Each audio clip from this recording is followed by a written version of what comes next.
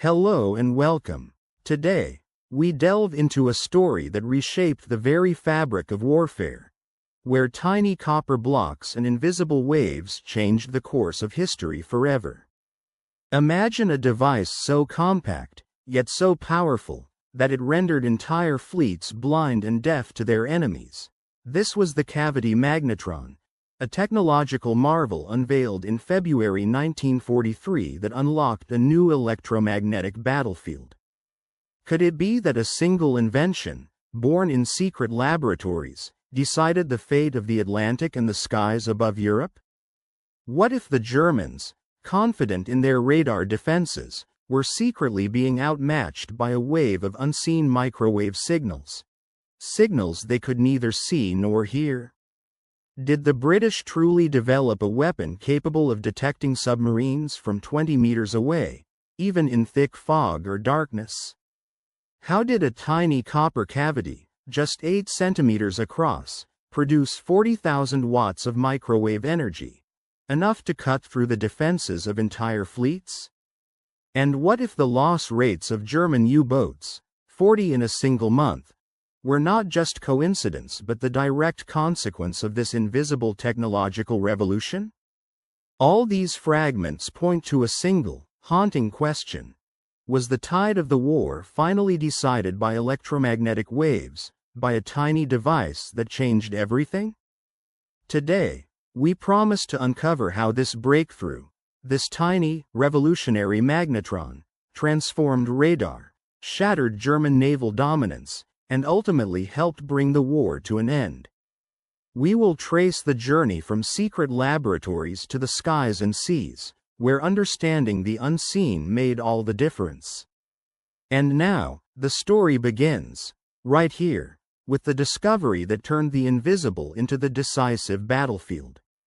On the 23rd of February in the year of 1943, a cold and bleak morning in Berlin's Telefunen headquarters opened with an air of tense anticipation. Obstatel Runge, a scientist renowned for his meticulousness, was carefully scrutinizing a small piece of copper, a fragment salvaged from wreckage uncovered merely 3 weeks prior. With a trembling hand, he held a magnifying glass close, inspecting the tiny component against the light. His brow furrowed as he scribbled hurriedly into his classified technical report, his mind racing with disbelief. "This cannot be real," he wrote, his handwriting almost trembling on the page. The device in front of him defied all logical explanation. No nation had yet achieved such an extraordinary feat of miniaturization. That is, drastically reducing the size of a complex and powerful device, while simultaneously maintaining an astonishing level of output and efficacy. In the large, grim windows overlooking the city's factories, Runge could see plumes of dark smoke billowing upward from the bombed-out manufacturing sites, remnants of Allied air forces' relentless onslaught. This was tangible proof of their aerial superiority, and yet, even amid the destruction, what lay on his workbench suggested a deeper and more alarming truth. Before him rested a small, unassuming piece of hardware, just about 10 centimeters across, that represented a technological leap into uncharted territory. The British called it the cavity magnetron. It was a marvel that produced microwave frequencies enabling radar signals at a scale and strength previously thought impossible. These frequencies rendered German electromagnetic countermeasures utterly useless, nullifying their defenses and leaving the entire German radar network exposed. This device was stunning in its elegant simplicity, a compact, near-artificial wonder with devastating implications. What neither Runge nor his colleagues fully understood yet was the magnitude of this discovery. The copper block before him was not just an element of technological advancement, it was the key to deciphering a mystery that had been costing the German Navy dearly: numerous submarines and countless lives, particularly in the perilous waters of the Atlantic. The loss of these submarines was quantified in frightening numbers. An average of 40, yes, 40 per month. This loss rate was a bleeding wound for the Kriegsmarine, and it threatened to turn the tide of the Battle of the Atlantic against them within a matter of weeks. The profound change in the tide of war was happening silently, in electromagnetic wavelengths no German radar detectors could detect or counter.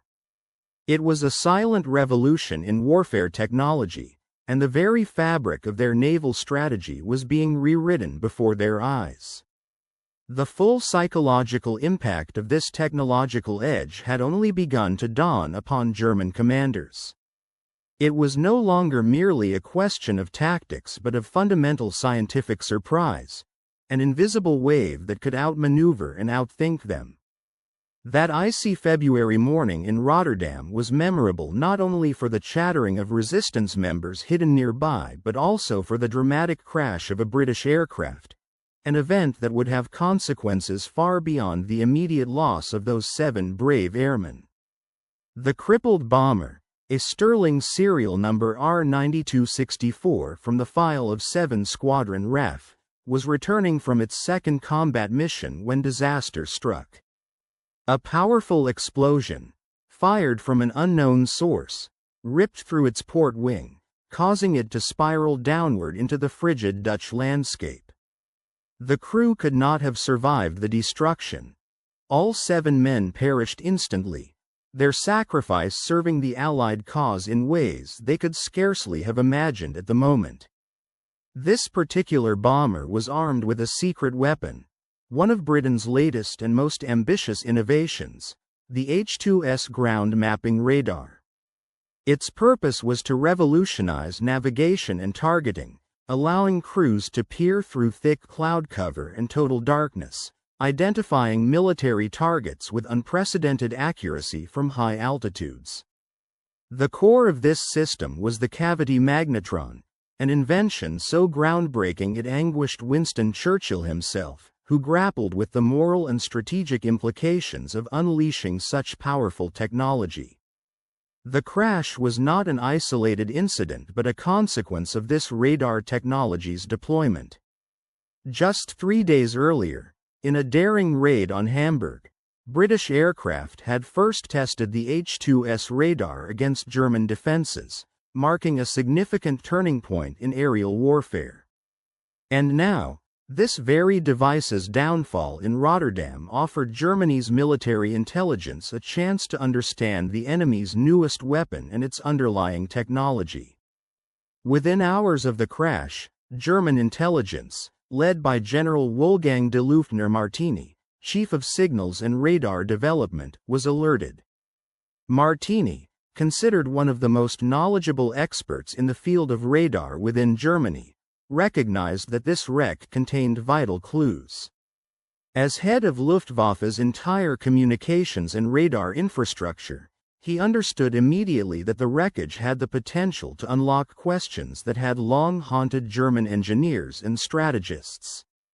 The device's design, method of operation, and the materials used could alter their understanding of Allied technological capabilities, possibly shifting the entire balance of the war effort on the Atlantic front. His expertise uniquely qualified him to evaluate any cutting-edge technology that might be concealed within the mysterious British bomber.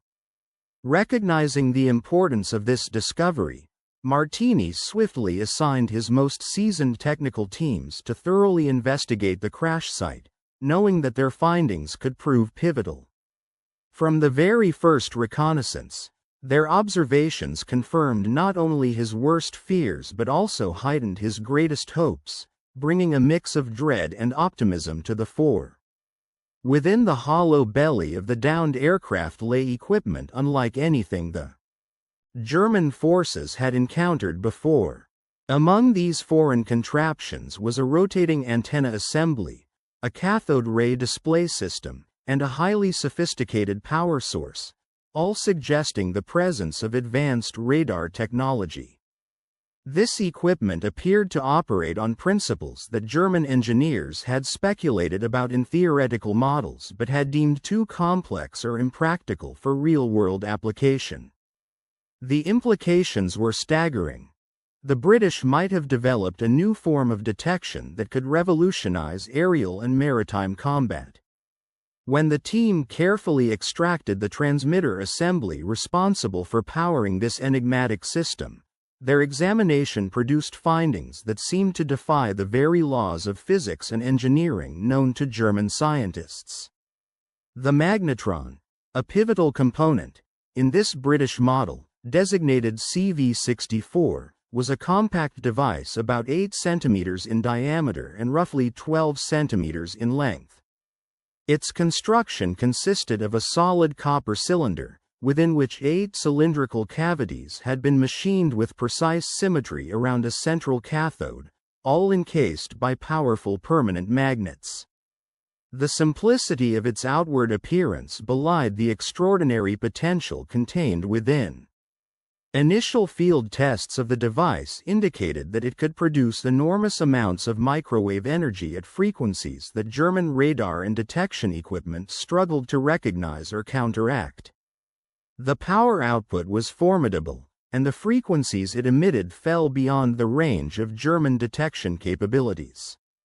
Such a discovery suggested that the British had pioneered a form of radar technology far advanced from anything previously known, capable of penetrating defenses and detecting targets with astonishing reliability. Recognizing the significance, Martini ordered that the entire device be transported under armed guard directly to Berlin, where encryption and utmost secrecy would be maintained. It was clear to him that this technological breakthrough could hold the key to understanding the mysterious failures of the German U-boats, machines that had begun dying at unprecedented and alarming rates. What the Germans had uncovered was nothing short of revolutionary. A compact yet powerful microwave radar system that could be installed in aircraft and ships, offering detection abilities that rendered traditional German defenses obsolete. This innovation threatened to change the course of the war by giving the Allies a decisive edge. The journey from initial suspicion of an anomaly to a concrete revelation had, in fact, begun months earlier under the gray skies of the North Atlantic. During late 1942 and into early 1943, the U-boat command had increasingly reported encounters with Allied aircraft that appeared to possess near-supernatural detection capabilities. Their reports reflected a rising sense of alarm and confusion. One such account came from Captain Hans Joachim Schwanke, commander of submarine U-43, who filed a stark report in December of that year. His vessel was transiting the Bay of Bisque on a moonless night, moving on the surface to recharge the batteries, a routine maneuver made perilous in wartime conditions. Suddenly, searchlights burst from directly above, illuminating his submerged boat even though there was no warning from the ship's MTOX radar detector, and no engine noise to hint at an aircraft's approach. The attack was sudden and devastating. Depth charges exploded around U-43, causing severe damage that forced an emergency return to port. Schwanke's war diary vividly described the encounter. "We were blind," he wrote. The MTOX radar detector gave no warning. The aircraft seemed to materialize out of the darkness itself. Only by sheer luck and rapid action had they avoided total destruction. Their detectors, which should have warned them minutes in advance, had been silent, offering no indication of the impending threat. The aircraft's apparent ability to operate beyond the detection range of existing German radar systems hinted at the development of a new, advanced technological capability, one that could be based on the British innovations later uncovered through the examination of the crashed bomber. This pattern of encounters, coupled with the discovery of this groundbreaking radar equipment, confirmed suspicions that the Allies had made a significant leap forward in electronic warfare. As each piece of evidence accumulated, it became clear that the British had successfully developed a compact, high-power microwave radar device, an achievement many had previously believed impossible. The implications for the war effort were profound, promising a new chapter in aerial and naval defense, and throwing into question the very future of German electronic and countermeasure strategies.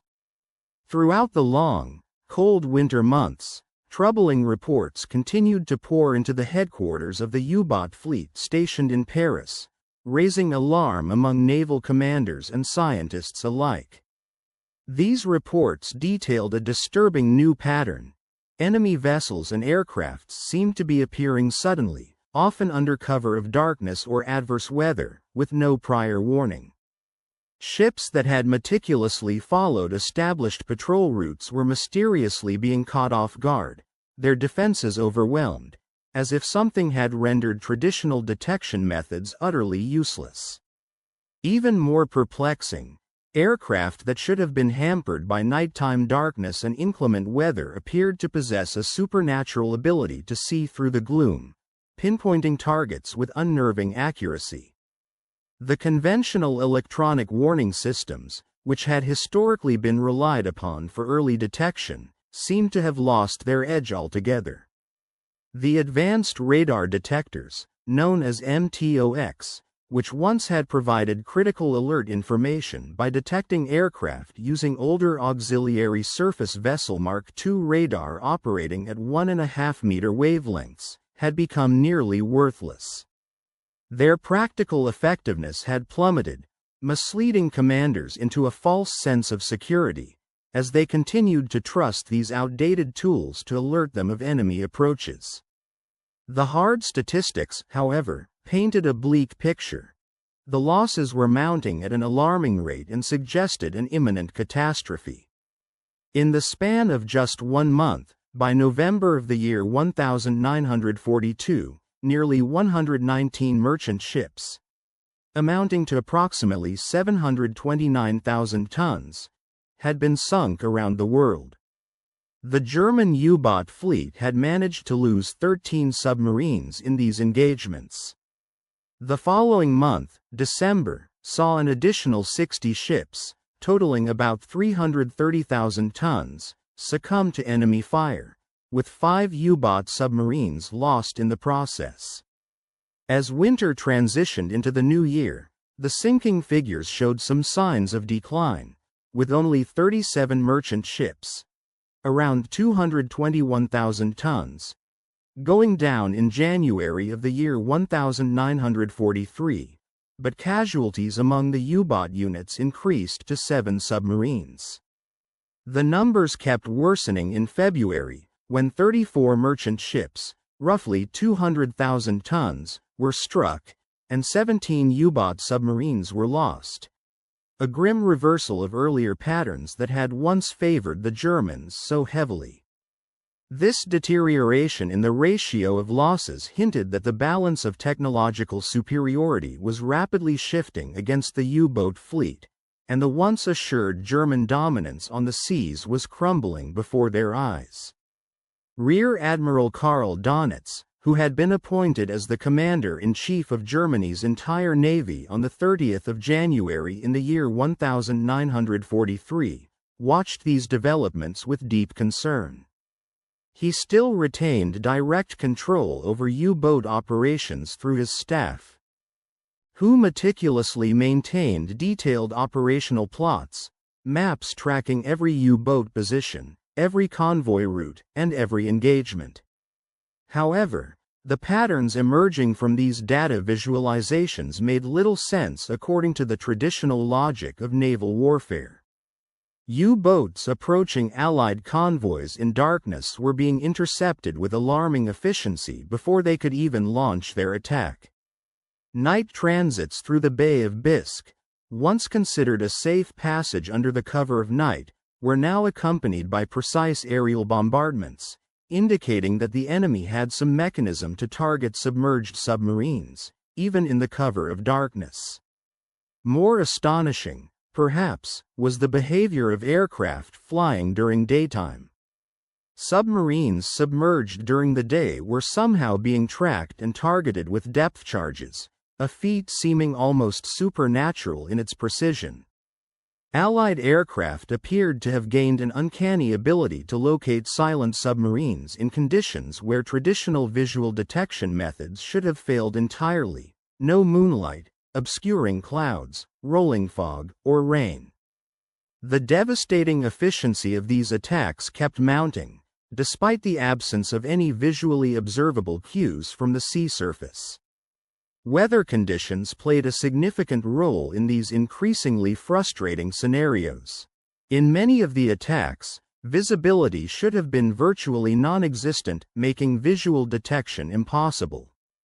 Yet, the enemy continued to strike with deadly accuracy, a fact that perplexed even the most experienced officers.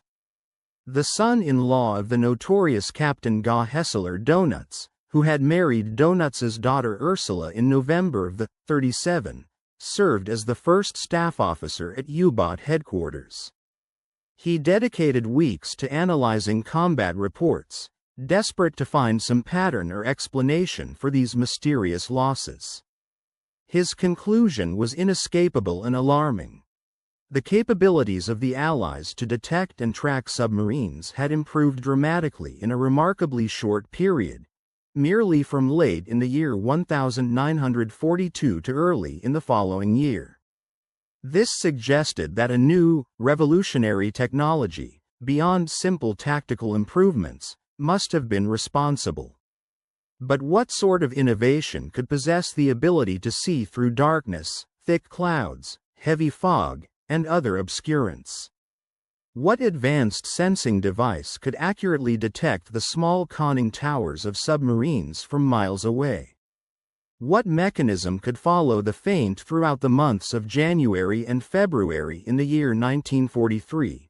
Intensified discussions among German scientists and military strategists exposed a disconcerting level of ignorance regarding the true extent of Allied technological advancements, as well as a troubling sense of complacency rooted in the belief that German technological superiority was unassailable. Experts specializing in radar technology among the Germans were insistent and confident in their assessment that no radar system could effectively operate at wavelengths shorter than roughly 50 centimeters. This was fundamentally attributed to the limitations inherent in the power generation capabilities of the vacuum tube technology available at the time. They argued that such technology simply could not produce the requisite power levels at higher frequencies, thereby rendering the development of shorter wavelength radar systems impractical for military purposes.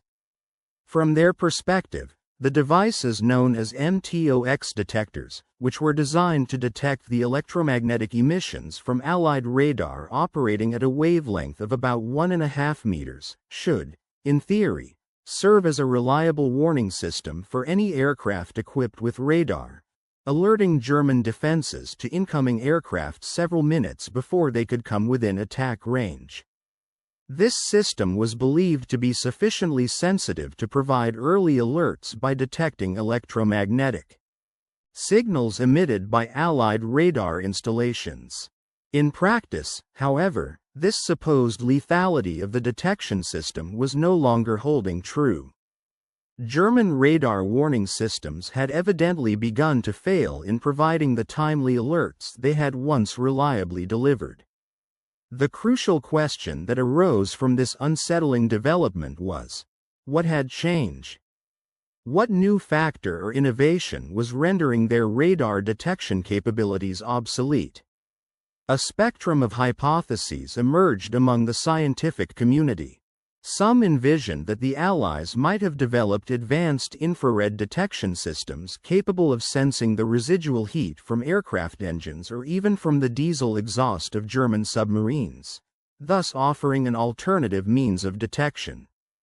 Others considered the possibility of acoustic detection, listening devices that could pick up engine noise or other sound signatures. Yet, this latter theory appeared implausible given the significant operational distances involved, where sound would dissipate too quickly for reliable detection over the vast expanses in question. A few voices among the experts privately floated the theoretical and highly ambitious notion that the Allies might be employing centimetric radar, utilizing cutting-edge magnetron technology capable of operating at much shorter wavelengths than previously thought possible. Nonetheless, this idea was quickly dismissed as impractical, since the technological and engineering challenges involved in producing a usable centimetric radar were deemed insurmountable at the time.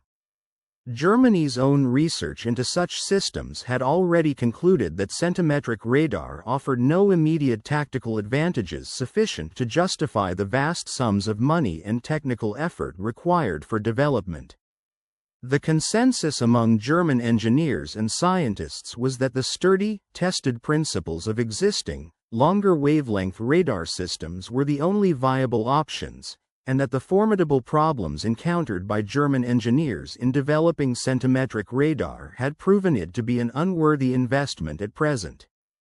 More reassuringly for the Germans, many believed that if their own scientific community had dismissed centimetric radar as impractical, then any sense that the Allies had succeeded in its development was likely false. From their perspective, therefore, the Allies must have been employing some other method or possibly multiple detection approaches working in concert, methods that they had not yet fully understood or anticipated. The prevailing belief was that Britain, which had endured years of strategic bombing campaigns that relentlessly targeted its industrial and military infrastructure, already weakened and battered, could not possibly have devised groundbreaking radar technology far superior to German systems. Such a notion seemed almost absurd to many German experts and strategists during this period, fostering a dangerous complacency rooted in an overconfidence in German scientific and technological superiority. This dangerous false certainty, however, was soon destined to be shattered. The breakthrough came when Runge and his team at Telefunken, a scientific research institute, began to meticulously investigate the mysterious Rotterdam device, an unfamiliar and sophisticated piece of technology recently delivered to Berlin.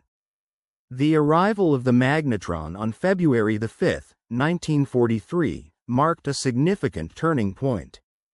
Accompanying the magnetron were detailed photographs and comprehensive reports from the crash site where the device had been retrieved. Seeking to understand precisely what they were dealing with, Runge assembled Germany's top microwave specialists to form an investigative team, which would become historically known as the Rotterdam Working Group, or, more informally, the Arbeitsschaft Rotterdam. Their mandate was clear: to determine exactly what the new device was, how it functioned, and most critically, what kind of capabilities it could grant to the Allied forces. The initial discussions in this group's meetings, scheduled to take place around the 22nd or 23rd of February at Telefunken's Berlin offices, would become pivotal for Germany's understanding of the technological alarm that was emerging. The very first examination of the device on February 6 revealed fundamental insights into its operation. Within hours, the Germans uncovered that the magnetron consisted of cylindrical cavities functioning as resonant chambers, vital components responsible for generating and amplifying electromagnetic oscillations. The discovery signified a significant advancement in microwave strike that rendered all previous German detection methods effectively useless. When the German engineers first observed the output of the magnetron, they were struck not only by its unusually high frequency but also by its extraordinary power. The laboratory equipment confirmed that the device was emitting signals at about 3.3 GHz, a frequency that, until then, had been almost impossible to generate reliably and efficiently in such magnitude. Measuring the power output, the engineers found a staggering peak of around 40,000 watts, a magnitude that made the entire concept of radar detection and navigation seem suddenly revolutionary. This was a revelation akin to discovering that, instead of simple rifles and bombs, the enemy possessed what could only be likened to artillery capable of striking from a distance and with precision. The realization was immediate and sobering. The existing British radar warning systems, designed mainly for detecting meter wavelength signals around 1 to 2 meters in wavelength, corresponding to frequencies averaging roughly 150 to 200 MHz, were utterly blind to this new type of electromagnetic radiation. The radar operating at a wavelength of approximately 9.1 centimeters was vastly outside the detection range of their existing detectors, leaving them covertly exposed to enemy technology that their instruments couldn't register or interpret. This technological gap meant that, although they had been engaged in active electronics warfare and radar battles, they had been effectively fighting in complete darkness. The British team's efforts over the following 2 weeks were intense and relentless. Working tirelessly, they reverse-engineered the entire H-2S system, salvaging what they could from the wreckage of the enemy's aircraft and gathering essential components. Their work was driven by the urgent need to understand how the enemy's new radar system worked and to find ways to counter it. The heart of this technological advance was a manganese tungsten cavity magnetron, a microwave generator that supplied energy to a rotating antenna system. This antenna swept a full 360 degrees beneath the bomber aircraft, sending out electromagnetic pulses that reflected off terrain, ships, or coastline features. These reflections were then visualized on a cathode ray tube display, akin to a digital map chart that reproduced coastlines, rivers, cities, and various terrain details with extraordinary clarity. For the first time, bomber crews could navigate with precision in total darkness, through thick cloud cover, or in bad weather conditions that previously hindered visual navigation and target identification. The purpose of such a system was primarily strategic, aiding navigation for long-range bombing missions, especially by Pathfinder aircraft that would mark targets for the main bomber streams. This capability allowed German and British forces alike to operate in adverse weather, significantly extending the reach and effectiveness of their bombing campaigns. However, the implications went far beyond simply improving night navigation and accuracy. They fundamentally changed the landscape of naval and submarine warfare. The same advanced cavity magnetron technology that was used to create the remarkable ground mapping radar for aircraft, designated the ASV Mark III, had the ability to detect submerged submarines with astonishing accuracy. It could identify the conning tower of a submarine from a distance of 20 meters, regardless of weather or visibility conditions. This marked a dramatic departure from earlier detection methods, which mainly relied on visual spotting and sonar, both of which were limited under certain circumstances. Older submarines had benefited from their low profile and small radar cross-section, making them difficult for base detection systems to spot. But at these high microwave frequencies, operating at a wavelength of about 9.1 centimeters, even the stealthiest vessels could no longer evade detection. To further underscore the disruptive power of this technology, it is crucial to note that these microwave emissions were virtually invisible to German radar warning receivers. All of the German detection systems available up to that point, including the MTOX system designed primarily to pick up meter wavelength signals, operated effectively within the wavelength range of roughly 1 to 2.5 meters. The MTOX could detect radar signals between approximately 1.3 and 2.6 meters in wavelength, effectively covering the typical frequencies used by the then older Allied radar systems, such as the M2. Yet, with the advent of the centimetric wavelength radar operating at about 9.1 centimeters, the German systems were rendered ineffective. Their existing detectors could not recognize the high-frequency signals due to their physical limitations. They were simply not designed to pick up such short wavelengths. This technological evolution, epitomized by the compact, powerful cavity magnetron, created a dangerous advantage for the Allies, allowing their aircraft and ships to detect and locate the German Navy and submarines covertly and reliably, even under conditions previously considered low visibility. Such advancements signaled a profound shift in the tactical landscape of the war, one that would have immediate and far-reaching consequences for both sides.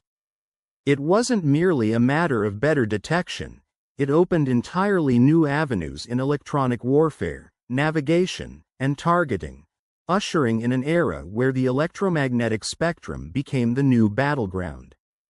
The development and deployment of centimetric radar technology thus marked a turning point, transforming the war from one of brute force to one defined increasingly by technological superiority and strategic electronic. On a fateful day in late February of the year 1943, the clandestine working group based in Rotterdam unveiled a series of groundbreaking findings that would shift the tides of wartime espionage and technological superiority. This group's detailed report was presented to the upper echelons of the German military and industrial leadership, revealing an unprecedented leap in enemy capabilities. Although there is no direct official record confirming the personal presence of either Reich Marshal Hermann Göring or Admiral Donitz at this crucial meeting, it is widely understood that both men had been thoroughly briefed on the discussed findings. The gathering convened at the headquarters of Telefunken, bringing together top engineers and military officers from several premier German electronics and communications firms, including Telefunken itself, Siemens, AEG, and Lorenz. The atmosphere within the room was tense and serious, reflecting the gravity of what was being disclosed. Senior signals officers of the Luftwaffe, along with highly experienced marine technical specialists, filled the space as Runge took the floor to deliver a report that would become a pivotal moment in wartime technological intelligence. He began by openly acknowledging the significance of what had been uncovered, making a statement that was promptly recorded in the minutes and later recovered by Allied investigators long after the war had ended. Runge emphasized that the British had achieved a remarkable breakthrough, one of extraordinary strategic importance. At its core was the development of a cavity magnetron, a device that represented a profound advancement in microwave generation technology. The magnetron's capabilities exceeded German technological development by at least 3 full years, a staggering lead in innovation. More alarmingly still, this device was the cornerstone of a new generation of radar systems for which Germany had no effective countermeasures or defenses at the time. The detailed technical specifications shared by the presenters painted a clear picture of just how formidable this new weapon was. The magnetron in question, designated CV-64, contained 8 resonant cavities precisely machined into a solid copper block, operating at a frequency of 3.3 GHz, producing a wavelength of approximately 9.1 centimeters. With a peak power output of 40 kilowatts, this small but powerful component was designed for compactness and durability, features that made it suitable for installation aboard aircraft without sacrificing performance. The robust design indicated that these devices had moved beyond experimental prototypes into reliable, large-scale manufacturing. The processes involved were well established, underscoring the ability of the Allies to produce them in significant quantities. The implications for the German war effort were devastating and far-reaching. If the British could indeed mass-produce these magnetrons, the consequences would be dire for German military operations. Allied aircraft and naval vessels might soon be equipped with radar systems capable of detecting targets at unprecedented ranges and through adverse weather conditions, rendering many German defenses operationally ineffective. German warning receivers, which relied on earlier radar technology, would become increasingly useless as the enemy's electronic countermeasures advanced. The interconnected network of German radar stations, designed to operate within the meter range of wavelength, was now vulnerable to these advanced, short-wavelength microwave systems, which had leapfrogged German innovations by an entire generation. This technological disparity was not lost on Göring, who, perhaps during a secretive briefing at the Humboldt's Flak Tower in Berlin, where the reassembly and demonstration of a new H-2S radar system had been conducted, was likely shown the significance firsthand. His reaction, reported with some certainty, was one of profound consternation. The powerful rhetoric of a man who, in 1939, had confidently claimed that no enemy aircraft could ever dare to bomb Germany, was now shadowed by undeniable evidence. British bomber aircraft could navigate and strike with precision across all weather conditions, using radar systems far superior to those available to Germany. Admiral Donitz, when briefed through his staff channels, rapidly grasped the full scope of what these technological advances meant. He understood more clearly than most in the German High Command how the tide was turning, how the Allies' mastery of this electromagnetic domain would tip the strategic balance of aerial and naval combat. His concerns grew more urgent as he realized that the previously unchallenged supremacy of German detection and defense systems was being swiftly eroded by these innovative microwave-based radars, offering the Allies an unprecedented edge in electronic warfare. In essence, the presentation marked a stark and sobering milestone: the realization that German defenses, once thought formidable, were now vulnerable to a revolutionary new wave of enemy technology. The way forward in the war effort would need to change dramatically, with urgent efforts to counteract this technological gap and to develop retaliatory measures capable of matching the British advances. As the truth settled into the minds of feared leaders and technical minds alike, it became clear that the future of warfare might depend as much on mastering the electromagnetic spectrum as on material might and traditional firepower. In the early months of the year 1443, the German U-boat fleet suffered staggering losses that threatened to undermine their very strategic efforts at sea. Data reveals that during the first 2 months alone, namely January and February, they lost a total of 17 submarines, with additional vessels being highly likely to have been lost in December, bringing their recent 3-month toll to a total of 39 submarines. This alarming pattern pointed to a rapidly deteriorating situation.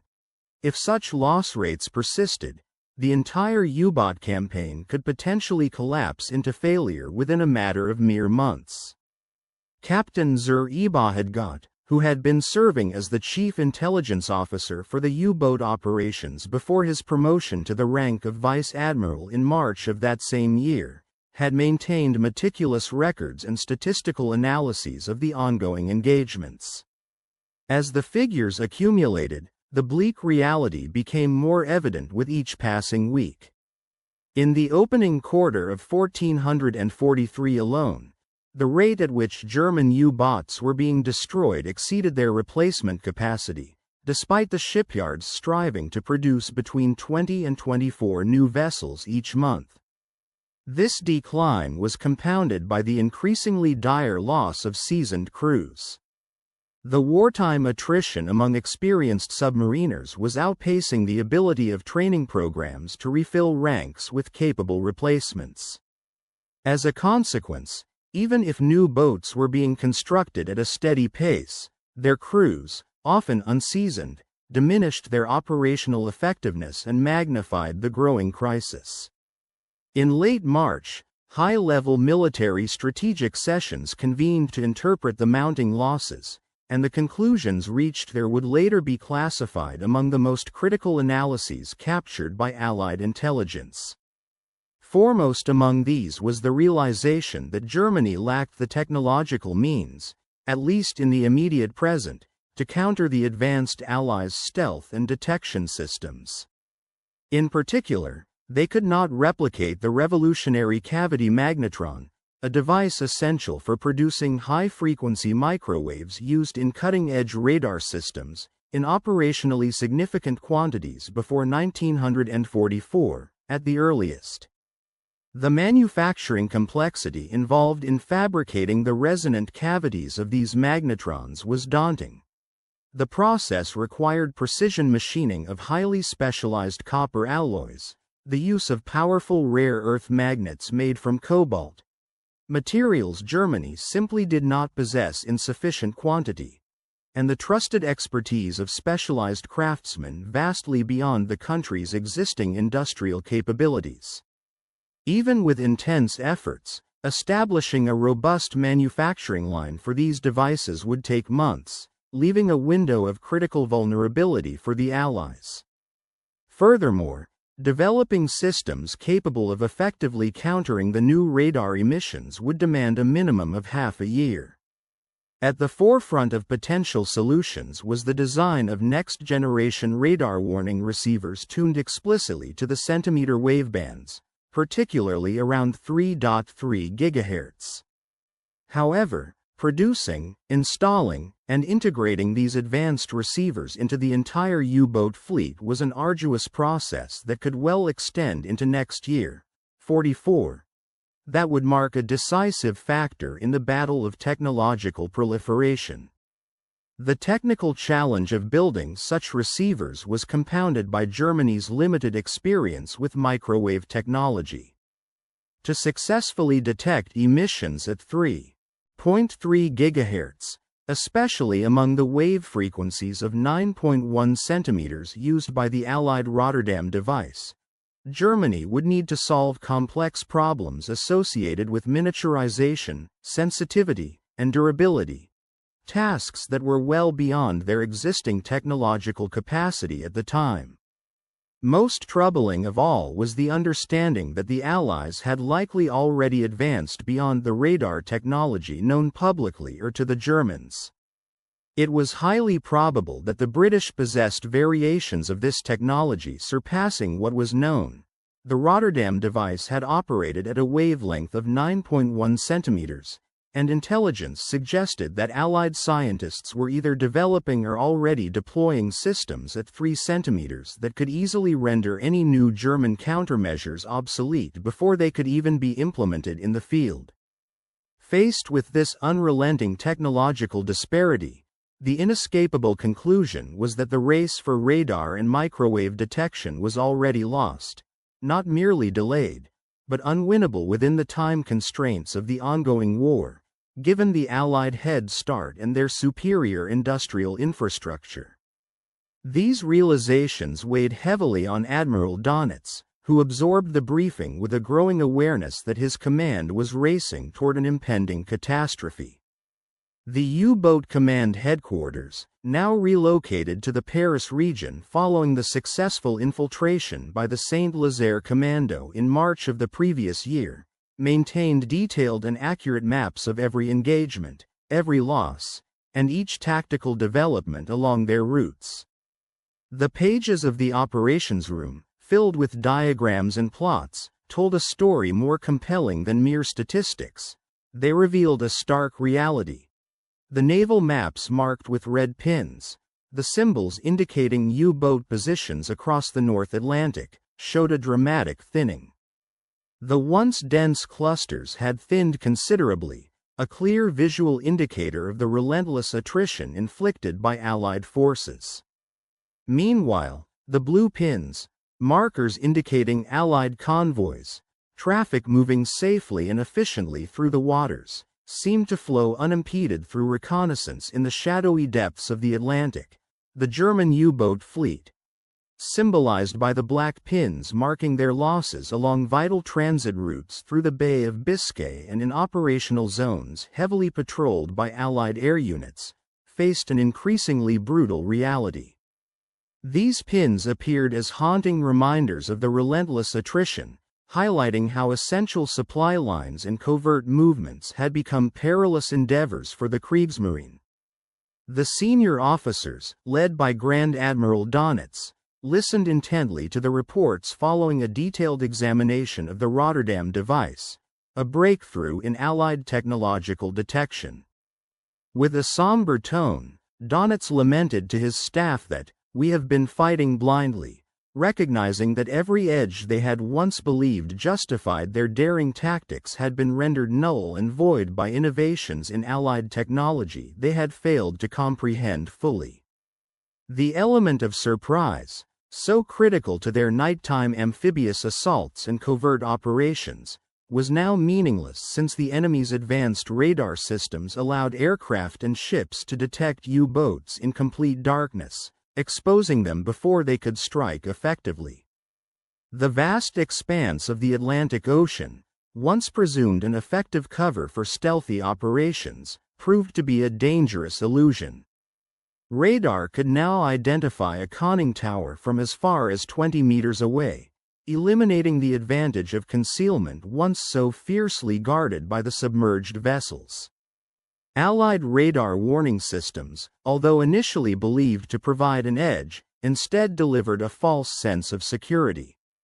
They failed to offer any genuine protection from the increasingly sophisticated air and surface threats, leaving the U-boats vulnerable to attacks that could be launched with near certainty thanks to the enemy's technological savvy. Facing this grim, rapidly evolving battlefield, Donitz and his command grappled with a stark, urgent question: what countermeasures could be developed to turn the tide? While German wartime industry scrambled to engineer new technological defenses, though such innovations might not materialize until as late as 1944, Hessler suggested a series of tactical adaptations aimed at prolonging operational viability and reducing losses. One vital change involved informing all U-boat commanders that their radar warning systems could no longer be relied upon as a guaranteed alert mechanism for incoming air attacks.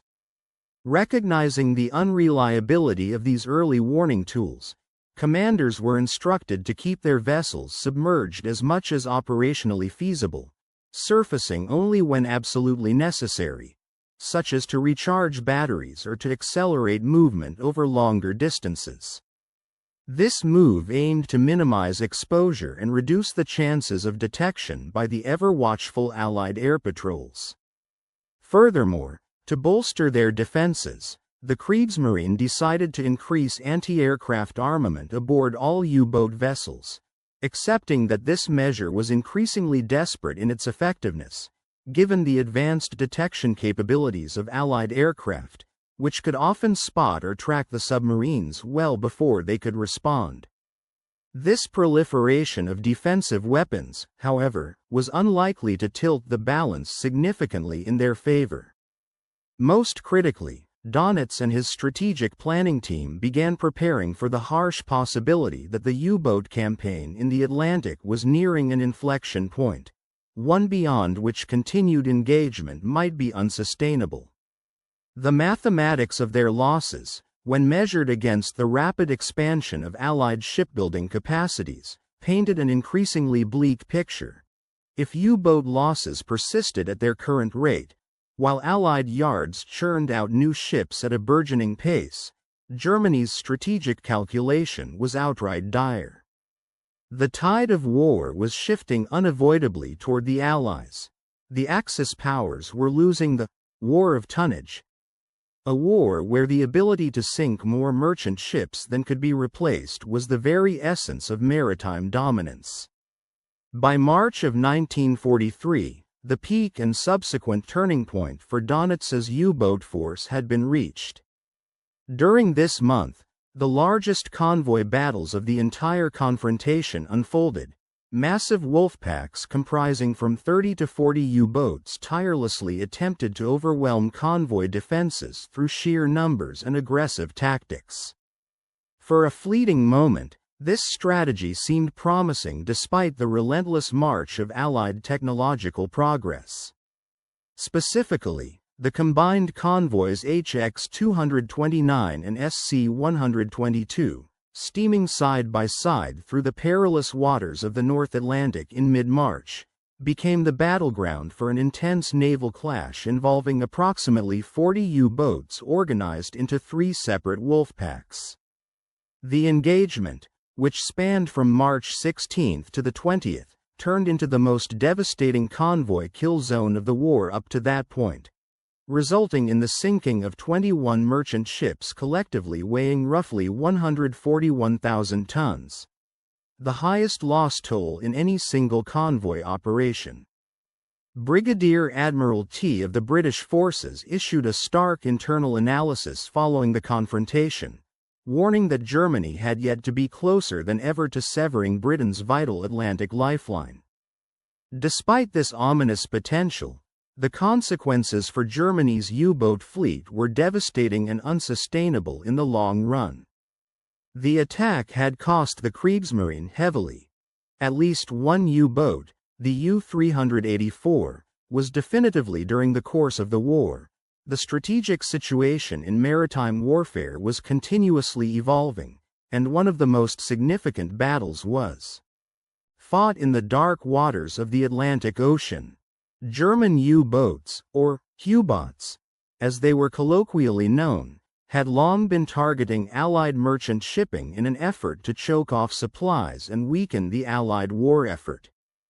Despite their relentless attacks and initial successes, their ability to succeed began to dwindle as Allied naval technology and industrial capacity ramped up. The overall picture grew more complex and increasingly unfavorable for the U-boat fleet. While they had once enjoyed the advantage of surprise and the tactical edge in numerous encounters, the Allies' comprehensive production efforts meant that the number of merchant ships safeguarded and sent to sea was rising swiftly. The shipbuilding programs, especially the rapid expansion of American shipyards, were producing vessels at an unprecedented pace, far faster than the U-boats could sink them. In particular, the Liberty ship program exemplified this industrial might. The construction time for these vessels had significantly decreased over the war years, shrinking from over 200 days in 1941 to an average of less than 50 days by 1944. On occasion, individual ships such as the SS Roberty Epiree were built in extraordinary timeframes, with records set for complete construction in just over 4 days, 15 hours, and 29 minutes in November of 1942. While such feats were celebrated as propaganda victories, they did not reflect the norm but rather extraordinary exceptions. At their peak, American shipyards were launching roughly 3 Liberty ships every 2 days, which calculated to about 1.5 ships per day, an astonishing rate of production. Meanwhile, German U-boats, despite their fearsome reputation and ability to sink between 3,000 and 5,000 tons of shipping per voyage, found themselves unable to keep pace with this relentless output of new vessels. As long as the Allies could sustain replacement rates that surpassed the U-boat's sinking capacity, the German effort was fundamentally doomed. This ongoing contest was, in essence, a tonnage war, where victory depended on maintaining a higher rate of ship losses than the enemy could replace. Of course, the strategy was fraught with the peril of losing ships that Germany could not compensate for, a deadly balancing act. The recurring culmination of this disastrous phase for the U-boat fleet occurred in May of 1943, a month that quickly acquired the notorious moniker of Black May within U-boat circles.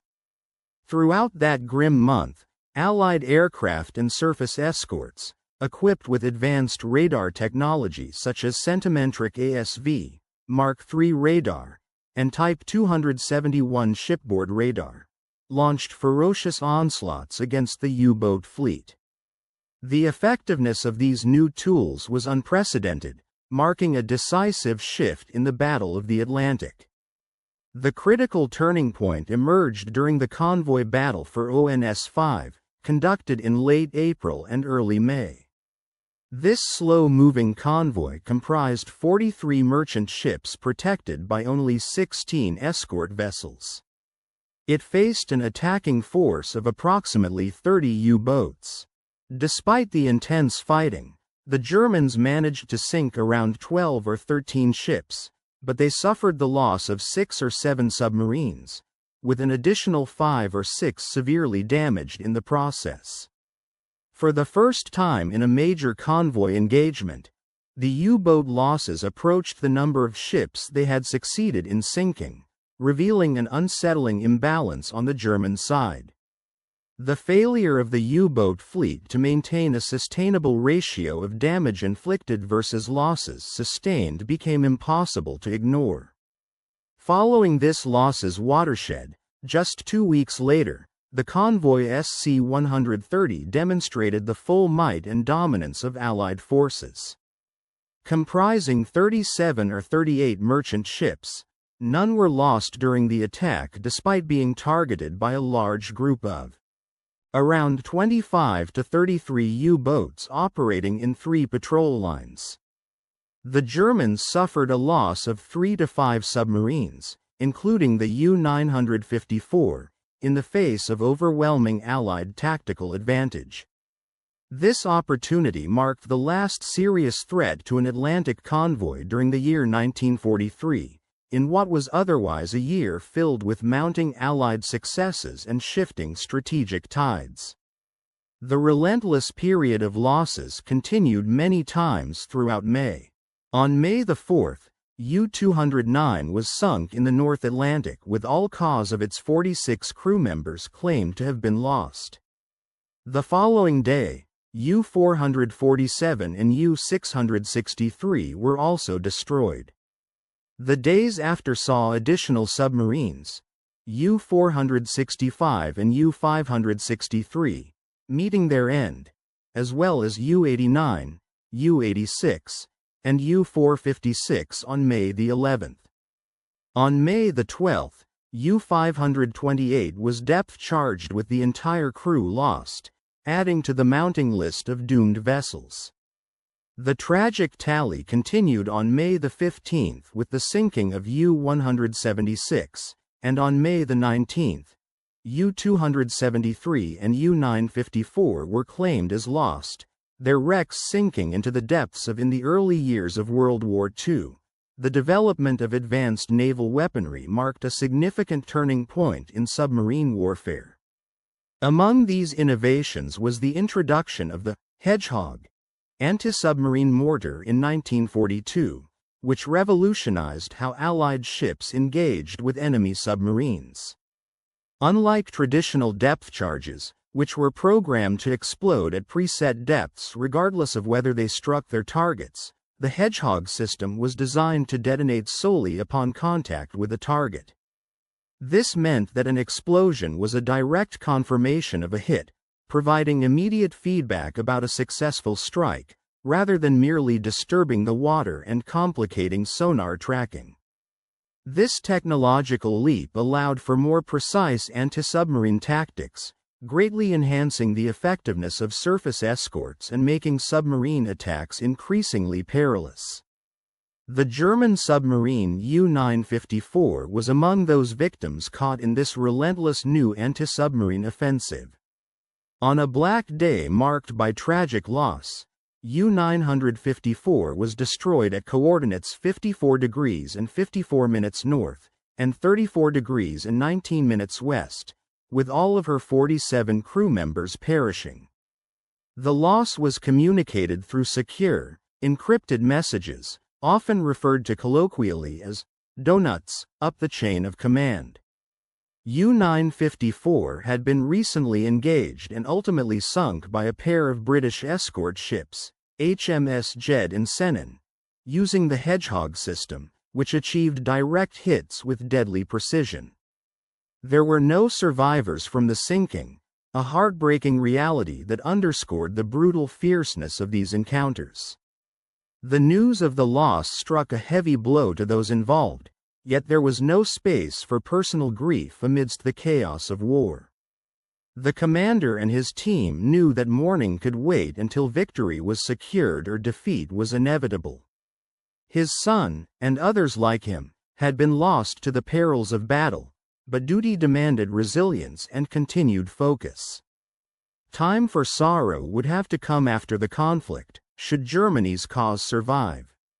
Meanwhile, the immediate priority was to lead approximately 40,000 submariners who still relied on their command's judgment and decisions.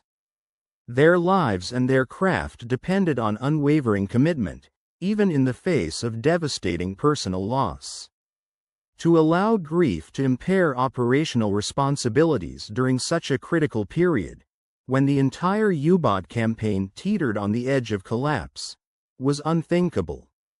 By the 22nd of May, in the year 1943, the extent of disillusionment and destruction became painfully clear.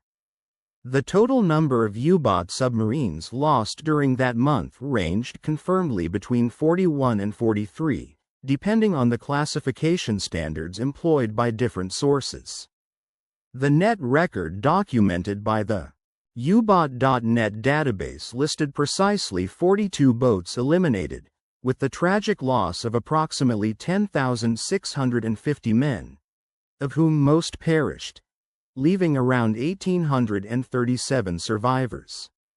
Alternative sources either agreed on a total of 41 combat losses or extended this figure to 43, including those vessels rendered inoperable or withdrawn from combat roles.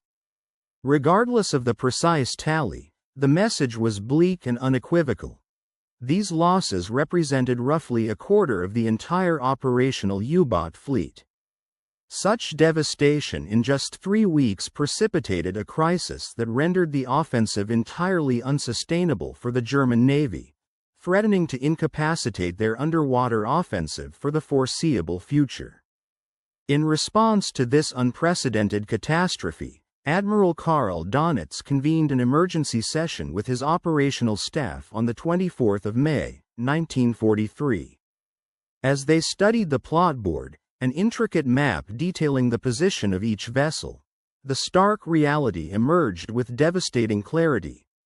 A quarter of the combat-ready force had been annihilated in less than a month. Casualty rates soared far beyond any previous period, indicating a rapidly deteriorating situation that threatened to cripple the entire operational capacity of the U-boat fleet. Among the most grievous losses were experienced commanders, many of whom had been killed with alarming frequency, outpacing the rate at which training schools could replace them. New submarines, fresh from the yards and yet to gain combat proficiency, were being lost on their very first patrols before their crews could learn vital survival and combat techniques. The youngest officers, those in their early 20s, who represented the promising future of the submarining force, now found themselves drowning in the icy Atlantic waters.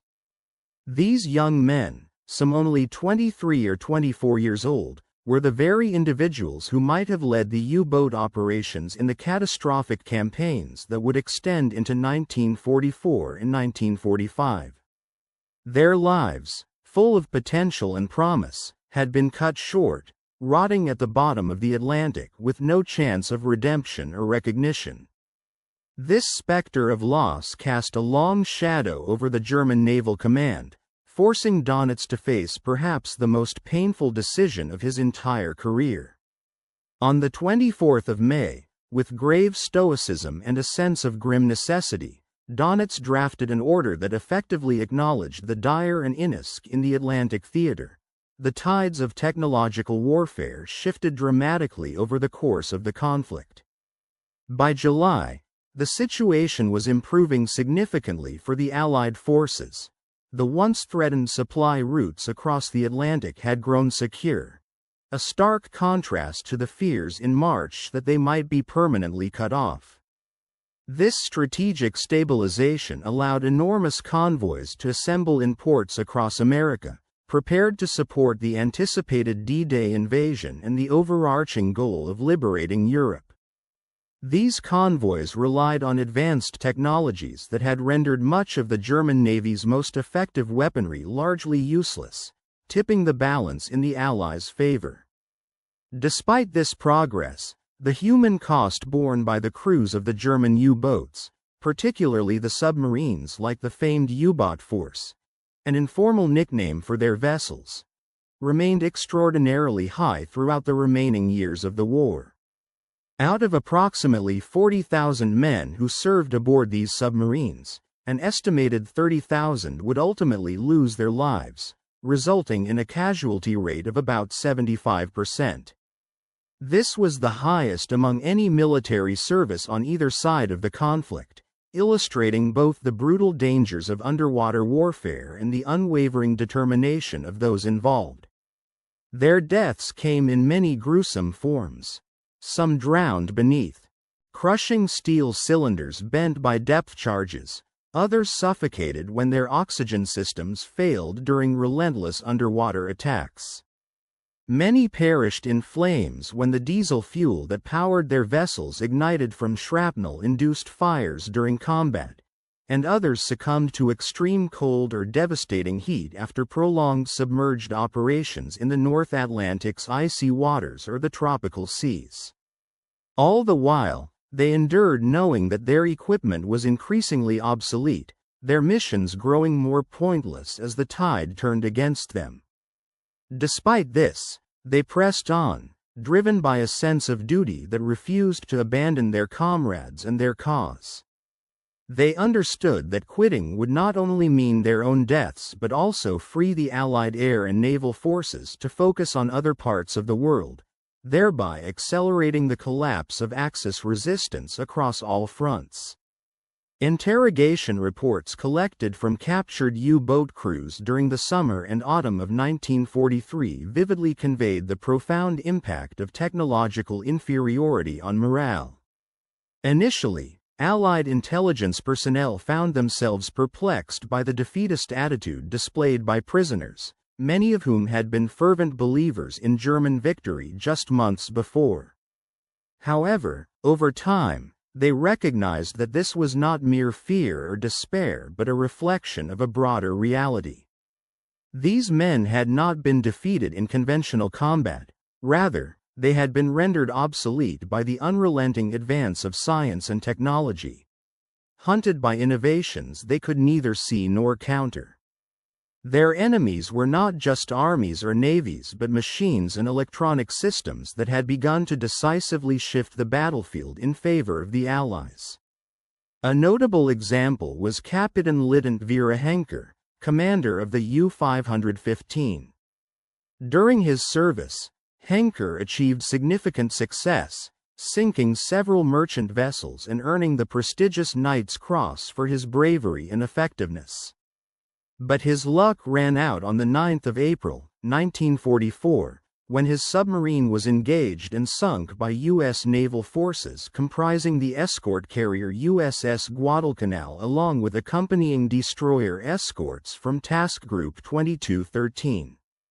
Approximately 40 crew members, including Henker, were taken prisoner and transported to a heavily guarded facility in Virginia known officially as Fort Hunt, designated as P.O. Box 114-2. The detailed testimony Henker provided during interrogation was not released to the public until the year 1985. Decades later, the declassified transcripts of these interrogations revealed startling insights into the psychological damage inflicted on German submariners by the Allied technological superiority. Henker's own words, spoken during sessions held between the 3rd of May and the 15th of June in 1944, shed light on the grim reality faced by German crews. "We knew by mid-1943 that the war was lost," he confided to his interrogators. "This was not due to a lack of skill or courage among our men but because Allied technological advancements systematically eroded every advantage we once possessed."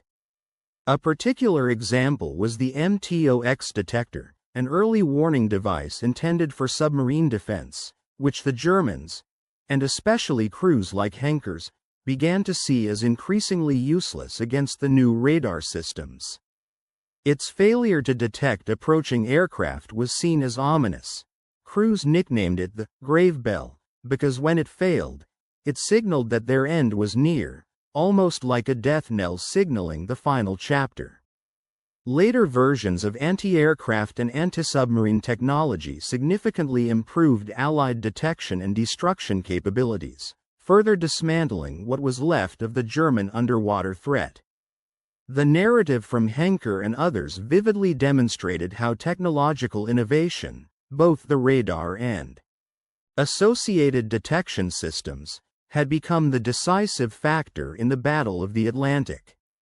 It was a war of unseen systems and signals, with human crews fighting on a terrain dominated increasingly by electronic warfare and relentless technological progression, forever altering the nature. The advent of new, advanced radar technology by the Allies ultimately proved to be a game-changer, but it came too late to effectively counter most German U-boats during critical periods of the Battle of the Atlantic. The destructive capabilities of the German NACO's radar system, which had been introduced in September of 1943, were groundbreaking in their potential. In theory, this system could have enabled U-boats to detect the signals of the latest Allied radar emissions, giving them an invaluable edge in detection and evasion. However, reality proved much less optimistic. Even when the NACO's system functioned correctly, a challenge in itself due to technological limitations, its range was still very limited. Detecting enemy radar signals at short distances meant that the U-boats often only realized they were under attack when Allied aircraft had already spotted them from well beyond visual reach, often from several miles or more away. This narrow scope of detection left the U-boats vulnerable, as they had very little time to react. When warning was given, the subs could attempt to dive quickly, hoping to escape, yet often aircraft circling above their position could call in destroyer units to deploy deadly depth charges on them before they could vanish below the surface. The tragic irony of these circumstances was that many U-boats simply couldn't see their attackers until it was too late, an element of surprise that the Allies continued to leverage with devastating effect throughout the war. The technological gap meant that U-boats lacked the ability to detect the onset of the enemy's attack until it had already begun, leaving them at a severe tactical disadvantage. In the mid-war period, the interrogation of German naval officers, particularly a figure named Henker, became increasingly grim and complex. The questioning revealed connections and accusations that darkened the narrative even further. Henker found himself falsely implicated in war crimes, specifically related to the survivors of the liner SS Ceramic, which had been sunk by the U-515 in December of the previous year, 1942. The spiral of tension and false accusations intensified as Henker faced the threat of extradition to Britain, where he was to face serious war crime charges. As his desperation grew, he made a bold and ultimately tragic attempt to escape captivity. On June 15, WW2, 1944, he tried to climb over the fortified perimeter fence at Fort Hunt, an attempt driven by a sense of hopelessness and desperation. Unfortunately, he was shot and killed on that attempt, becoming the only prisoner to attempt an escape from the facility during the entire Second World War. Meanwhile, another notable figure, Oberleutnant Tussi Herbert Wehrer, survived the war despite facing incredible hardships and serving aboard multiple submarine units, collectively 5 different vessels, throughout the conflict. His wartime experiences included surviving the sinking of U-612 in August of 1942, as well as U-415 in July of 1944. His personal narrative, later published as a memoir titled Iron Coffins, first appeared in 1969. This work offers a deeply personal and detailed account of the brutal battle of the U-boats during World War II from the German perspective. Verer's writing sheds light on the intense psychological strain that service against the overwhelmingly superior Allied technological forces imposed on U-boat crews. It was a brutal existence, where each patrol following May of 1943 often became less about combat and more about patient survival amid constant technological threat. The Germans understood very well that Allied radar systems could detect their periscopic wake, the exhaust from snorkels, and even the conning towers when disturbed by wake wash. As a result, the operational tactics changed dramatically. U-boats were forced to remain submerged much longer than originally designed, relying on foul, inadequate air and limited battery life. They could only surface intermittently, strictly when fuel and oxygen supplies ran dangerously low, making each mission a perilous gamble. The Atlantic, which had been a zone of dominance for German U-boats in 1942, evolved into a deadly enemy far more formidable and unpredictable. Allied aircraft now obscured by fog and clouds kept constant watch over enemy positions, while even ships beyond the horizon remained a threat. At the same time, enemy technology granted an almost complete tactical advantage, revealing every movement of the U-boats and ensuring they were hunted with relentless precision. What was once a vast expanse of strategic control had transformed into a labyrinth of technological surveillance and detection that left the German submariners vulnerable and often powerless when caught unaware. The U-boats were now prey, hunted by enemy forces they couldn't even see until the moment of attack. One of the most notable surviving U-boat commanders from these tumultuous years was Captain Peter Erich Kramer, who commanded U-333. During his service, Kramer led multiple successful patrols, managing to evade detection and destruction in a period when the odds heavily favored the Allies. His survival through the war was extraordinary, as he was one of just 3 senior U-boat commanders to make it out alive despite the severe operating deep below the surface. The submarine had descended approximately 6 hours into its underwater journey, far beyond the safety thresholds that could be deemed acceptable during wartime operations. As the crew endeavored to remain hidden and silent, the submarine occasionally needed to surface briefly for air and visibility. When they did so, it wasn't long before the enemy aircraft reappeared, either the same plane or another similar patrol craft, forcing them to submerge once more. This grim game of cat and mouse persisted, with the pattern repeating relentlessly.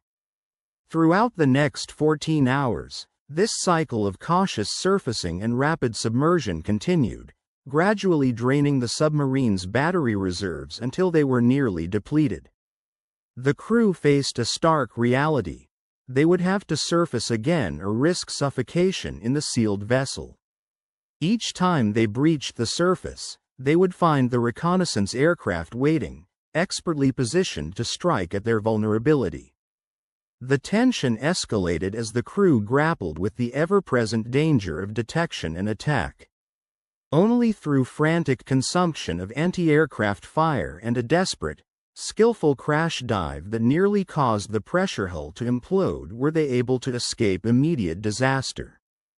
Despite these narrow escapes, the submarine never launched a torpedo during this entire patrol. The crew spent an arduous 3 weeks attempting to avoid detection, seeking an opportunity to strike or evade the relentless enemy patrols long enough to mount a successful attack. The extensive efforts highlight the intense and dangerous nature of their mission during these crucial war years. The Germans found their technological capabilities in such a state of inferiority that their submarines were barely able to accomplish their essential objectives. The technological challenges they faced persisted throughout the war, especially during the years of 1943 and 1944, as German engineers desperately tried to develop countermeasures against Allied advancements. Their efforts were marked by the production of a magnetron device called the LMS-10, which was a direct copy of the British CV-64. By May of 1943, at least 4 units of this device had been delivered to German forces. However, the manufacturing process was severely hampered by shortages of critical materials, most notably cobalt, which was essential for creating permanent magnets used in the magnetron. In the early stages, Germans had to rely heavily on magnets salvaged from captured aircraft, as the quantity of available materials was simply not enough for large-scale production. In response, Telefunken engineers began developing a locally made German magnetron, designated the LMS-12. Their goal was to adapt the British design to the materials they had on hand in Germany.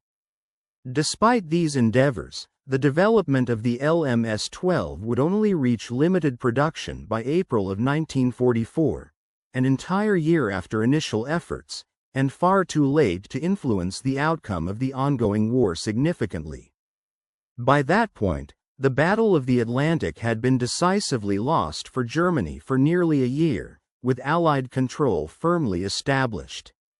By the end of the war, German cavity magnetron production amounted to only a few hundred units across various types. Estimates suggest fewer than 1,000 units in total. This was a stark contrast to the Allied side, where production ran into tens of thousands of these critical components. Precise figures for magnetron production in 1943 remain elusive, but the stark disparity in industrial capacity and resource availability assured that Germany could never hope to match the vast output of their Allied adversaries. Simultaneously, efforts to develop radar warning receivers capable of detecting centimetric wavelengths advanced. The Germans introduced a system called the NAX, which had variants such as the Fuji 350 NAX-Z, designed for aircraft, and the FMBB-7 NAX-U for ships. This system was officially introduced in September of 1943. In theory, the NAX system could alert U-boats to the approach of vessels equipped with Allied radar, notably the ASV Mark III, which operated at a wavelength of approximately 9.1 centimeters. Yet, by the time these warning devices entered operational service, Allied scientists had already developed and deployed new radar systems operating at 3 centimeters. Most notably the American H-2X radar and the more advanced versions of the H-2S system used by the RAF. These systems rendered the NAX warning devices largely ineffective, as the German equipment was unable to detect the more sophisticated 3-centimeter radars. As a result, the Germans found themselves perpetually trailing behind the technological curve, consistently attempting to counter threats that had already evolved beyond their current capabilities. Their countermeasures, often based on outdated or less sophisticated systems, were rendered obsolete almost as quickly as they could be deployed, leaving their submarines and aircraft exposed. For example, a Junkers J-88 night fighter, equipped with NAX radar warning gear, did manage to land at a Royal Air Force airfield. However, this occurrence did not happen in November of 1943, as some sources sometimes erroneously report, but at a different date during the war. On July 13, in the year of 1944, AJ-88G1, and the submarine made a beleaguered landing at RAF Woodbridge, transporting a complex array of technological and reconnaissance equipment, including a Fuji 3500 NAX-Z system, Fensburg homing devices, and a Liechtenstein SN2 radar apparatus. The crew, disoriented after their journey, mistakenly believed they were approaching the shores of a German military base, a confusion that could have had dire consequences if not for subsequent tactical intelligence. Once the submarine had settled, British technical analysts swiftly examined and dissected the imported German equipment, an effort that yielded critical insights into the Luftwaffe's and Kriegsmarine's countermeasure capabilities. Their detailed evaluation confirmed that, although German engineering was remarkably refined and the NAX 3500 NAX-Z system operated precisely as designed, it was primarily a defensive tool.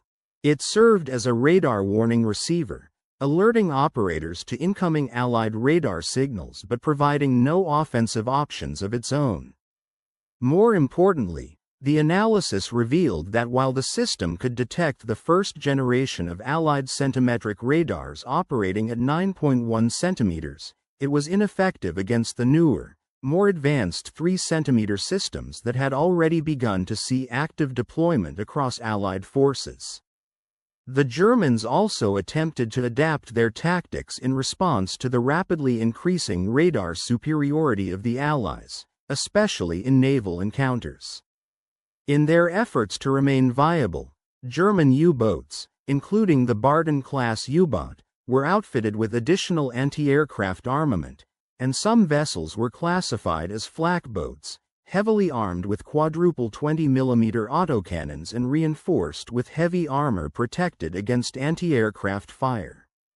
The underlying strategy was that, since submarines and surface vessels could no longer reliably conceal themselves from radar-equipped aircraft, they should instead remain surfaced and fight back with all available gunfire when detected. However, this approach proved disastrous in practice. Allied patrol aircraft could detect and track U-boats from exceptionally long ranges, often much farther than effective defensive fire could reach. These aircraft could attack from any angle, frequently employing the element of surprise, attacking from the direction of the sun or through thick cloud cover, leaving U-boat crews only precious seconds to respond and man their guns. The speed advantage of Allied aircraft meant they dictated the timing and approach of strikes, while the stationary U-boats had little choice but to endure the attack. Radio transmissions from aircraft during these assaults often alerted additional Allied naval and air forces to the U-boats' positions, enabling surface ships to swiftly converge. These ships, equipped with superior firepower, could easily destroy the now exposed and stationary U-boat. Consequently, the flak boat initiative, meant to transform submarines into formidable gun platforms, ended up costing more vessels in hardware and crew than the aircraft brought down in missions, another costly failure in relying solely on tactical adaptations to counter the technological superiority of the Allied forces. Amid these struggles, the Germans introduced a new weapon system in September of the year 1943, a sophisticated acoustic homing torpedo, designated the G7ES, often referred to as T5 or Zankönig Ren in various reports.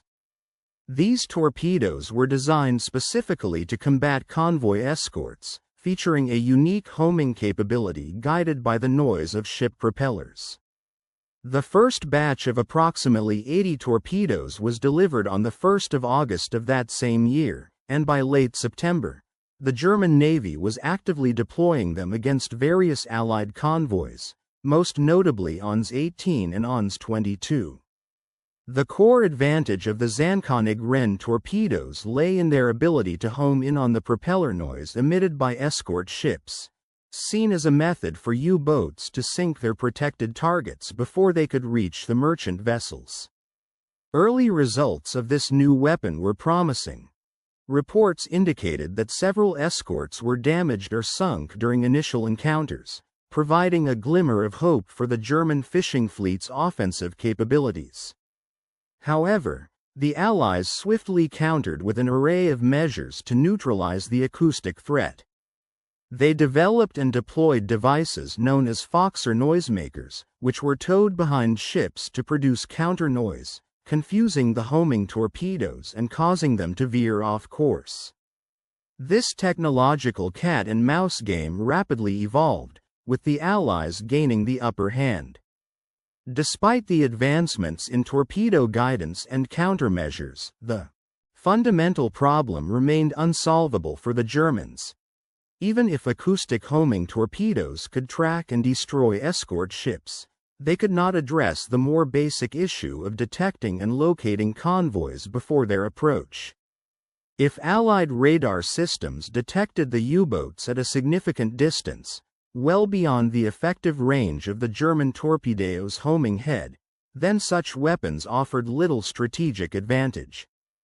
To address the continual challenge of indistinctness of underwater detection, the Germans began exploring alternative submersible designs, including the implementation of snorkel systems. The snorkel, originally a Dutch invention from the year 1000, by the summer of 1943, the German Kriegsmarine's technological advancements were nearing a critical stage, with certain innovations beginning operational deployment early in the following year, 1944. Among these innovations, the snorkel emerged as a significant development. It was designed to allow submarines to operate more stealthily while submerged. This device permitted diesel engines to run at periscope depth, facilitating the recharge of batteries and the transit beneath the waves without the need for the vessel to surface fully. Such capability markedly diminished the submarine's vulnerability to detection by radar-equipped aircraft, rendering them harder targets when approaching Allied convoys and patrol zones. Nonetheless, despite its strategic advantages, the snorkel was far from an ideal solution. Its presence remained relatively visible to radar systems, especially in tranquil sea conditions, where the device's wake would easily be detected by the skilled eyes of Allied radar operators. Furthermore, the operational limitations imposed by the snorkel were considerable. It drastically reduced the submarine's maximum speed, allowing only a few knots while submerged, which was insufficient to outrun faster surface ships or evade coordinated destroyer attacks. Additionally, in choppy weather, the presence of the snorkel posed serious risks. Waves washing over the device would trigger automatic valves, which would cut off the air supply temporarily, causing pressure fluctuations inside the sub that could be both uncomfortable for crew and potentially dangerous, interfering with the boat's stability and safety. By mid-1944, roughly half of the operational U-boats based in French ports had been retrofitted with snorkels. This technological upgrade slightly increased their survival odds by enabling longer submerged endurance and reducing the chances of detection, but it could not fundamentally alter the strategic outcome of the Battle of the Atlantic. Even with snorkels, U-boats could evade some anti-submarine measures temporarily, but they were unable to prevent the Allies from sinking enough merchant ships to severely undermine Germany's logistical pipeline. Ultimately, the tide of the battle had already turned against the German U-boat fleet. The battle for control of Atlantic shipping was essentially lost. In a final bid to regain their technological edge, the Germans embarked on the development of what they considered their most ambitious submarinal design, the Type 21 Electro boat. This innovative class represented a radical departure from earlier models, incorporating streamlined hull forms designed for reduced underwater resistance, and boasting an array of cutting-edge features. It was equipped with a triple battery system that enabled it to reach submerged speeds of approximately 17.2 knots, remarkably faster than the traditional Type 7 boats, which managed only about 6.2 knots on a good day. The Type 21 also featured 6 bow torpedo tubes with hydraulic reloading mechanisms, capable of firing an impressive 18 torpedoes within less than 20 minutes. Its sonar systems were highly sophisticated for the era, providing enhanced detection and targeting precision. The combination of such advanced design allowed the submarine both to outrun most surface escorts while submerged and to sustain long periods underwater, theoretically providing a decisive strategic advantage. Had these submarines entered service around 1943 instead of 1945, they could have significantly prolonged the Battle of the Atlantic.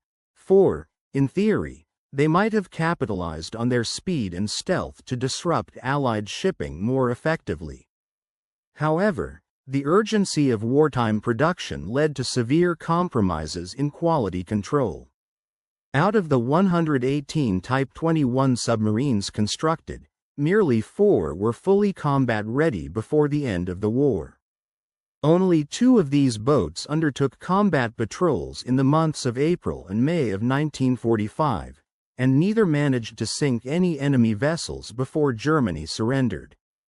The rapid, rushed construction undermined the potential of this revolutionary design, rendering it ultimately ineffective in altering the course of the war.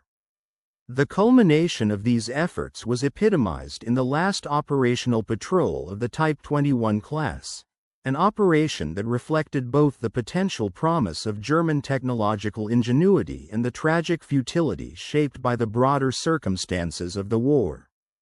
The U-2511, distinguished as the first Type 21 electro boat to see active service, set out on the 31st of April, 1945. She was commanded by Korvettenkapitän Adalbert Schnee, himself one of the most experienced and successful of Germany's submarine commanders. During her patrol, the U-2511 demonstrated capabilities that underscored the potential of this innovative class. On the 4th of May, 1945, she detected a British cruiser task force and executed a flawless approach, managing to reach firing position undetected despite the pervasive radar coverage of the Allied fleet. Its superior underwater speed and silent running capabilities enabled it to close the distance without raising suspicion or alerting enemy sensors. Yet, Captain Schnee chose not to launch an attack. By that time, Germany had already entered into surrender negotiations, and war was nearly over. Instead, he surfaced and transmitted his position via radio, effectively bringing his patrol, the final of the war for the German submarine fleet, to a close. The war's end arrived not with a violent clash or sinking of ships. By the time the tide of the Second World War turned in favor of the Allies, they had already secured victory through a relentless escalation of industrial production and groundbreaking technological advances, which they put into action with impressive speed during 1942 and 1943. These innovations played a pivotal role in shifting the balance of power at sea. Unfortunately, some of the most advanced systems in their arsenal arrived too late to alter the outcome of the conflict on the battlefield, arriving only when the war effort was already reaching its final stages. Among these technological triumphs, the statistical data from the Battle of the Atlantic vividly illustrates how instrumental the introduction of the cavity magnetron was in early 1943. This groundbreaking device, a key component of the new radar technology, marked a turning point in naval warfare. During the months from January through May in that year, a period characterized by the deployment of the first-generation ASV Mark III radar but before it became fully operational across all Allied vessels and aircraft, U-boat submarines, operating under the cover of limited radar coverage, wreaked havoc by sinking a total of 245 merchant ships, which amounted to approximately 1,289,000 tons of cargo. This period was marked by intense German naval losses as well, with a total of 95 U-boat submarines being lost at sea. The month of May alone saw a devastating loss of 41 to 43 U-boats, a catastrophic figure that underscored the fierce and increasingly futile fight for dominance in the Atlantic. However, the landscape of conflict changed rapidly during the subsequent year, from June of one year through May of the next, as the Allies managed to equip most of their aircraft carriers and naval vessels with centimetric radar systems, significantly enhancing their detection capabilities. During this extended period, Despite deploying more submarines into combat, German losses surged to a total of 237 U-boat submarines. In stark contrast, merchant ship losses declined dramatically. Between June one year and May the next, the number of merchant ships sunk by German U-boats fell to 185, with their total tonnage in the vicinity of 819,000 tons. This represented a substantial decrease from earlier periods when the U-boat threat was at its peak. This reversal in fortunes was not coincidental.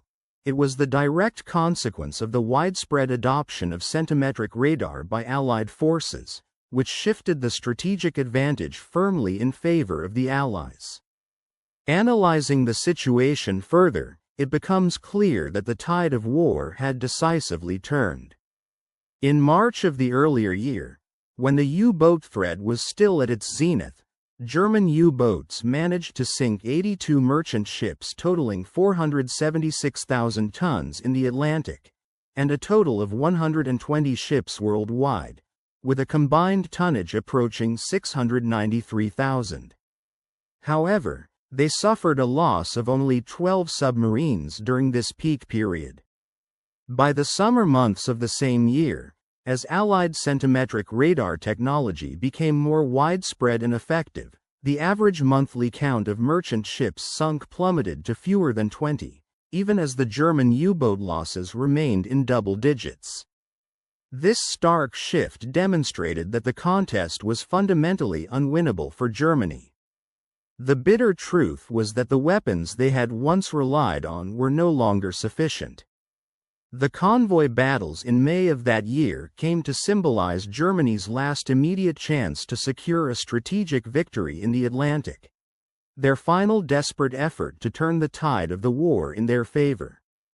A critical examination of the German efforts to counter Allied radar capabilities reveals the extent of their desperation.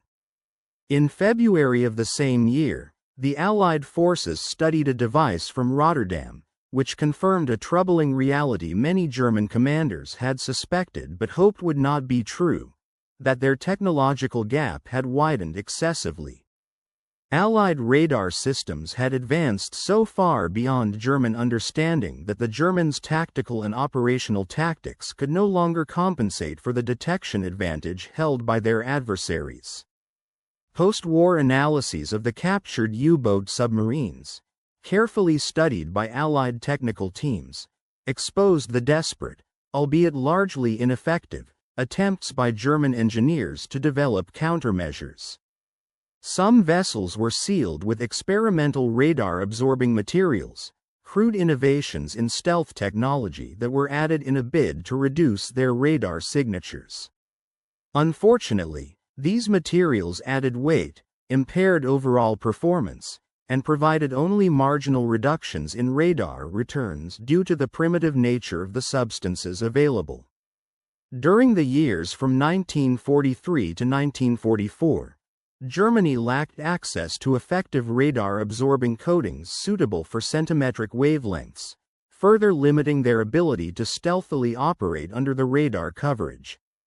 Other German U-boats carried inflatable decoy balloons, designed to mimic real targets and create multiple false radar echoes. While these decoys occasionally succeeded in confusing Allied detection, they could not be deployed when the vessel was submerged, nor could they be used in rough seas, both large limitations that curtailed their tactical usefulness. Still, no matter how intense the weather conditions, how thick the darkness, or how clever the evasive maneuvers employed, the only real safeguard for German submarines, when evasion was impossible, was complete immersion beneath the water's surface.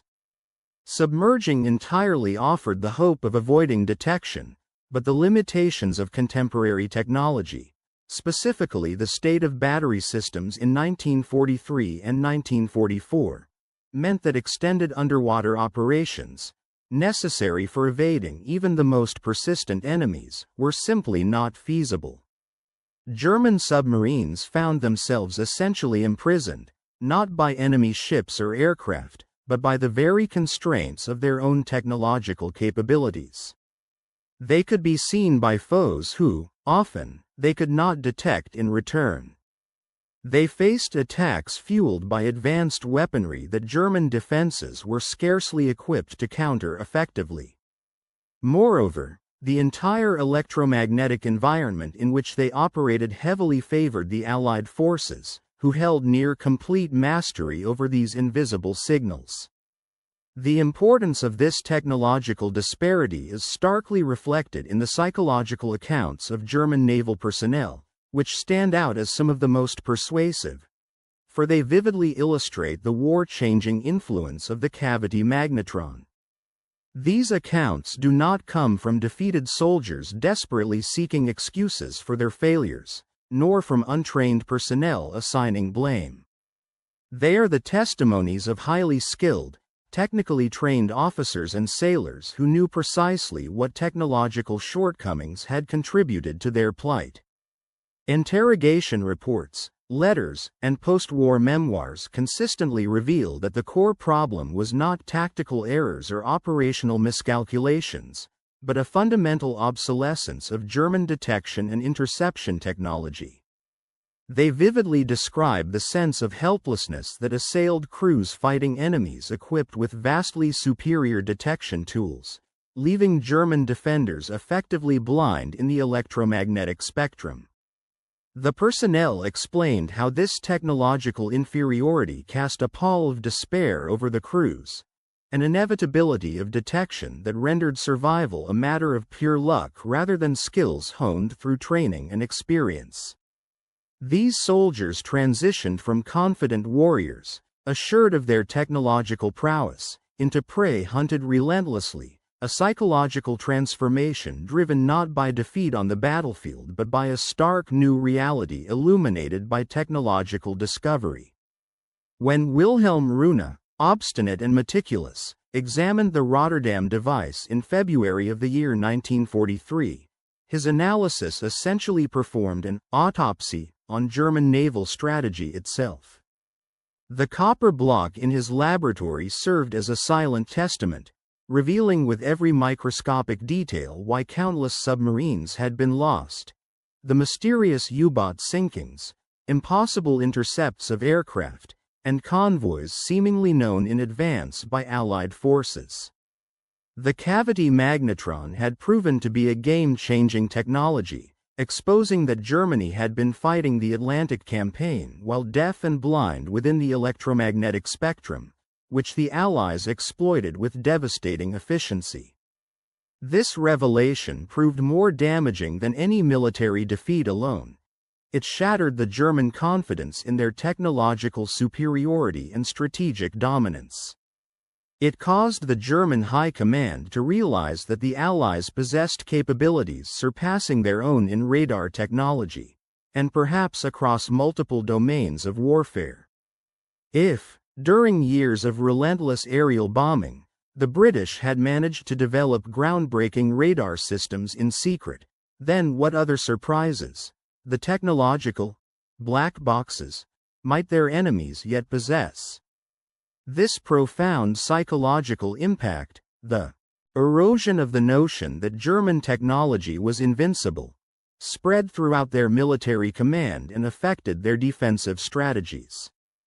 Consequently, scarce resources were diverted from offensive operations to futile efforts to develop countermeasures against what was perceived as an increasingly advanced technological enemy.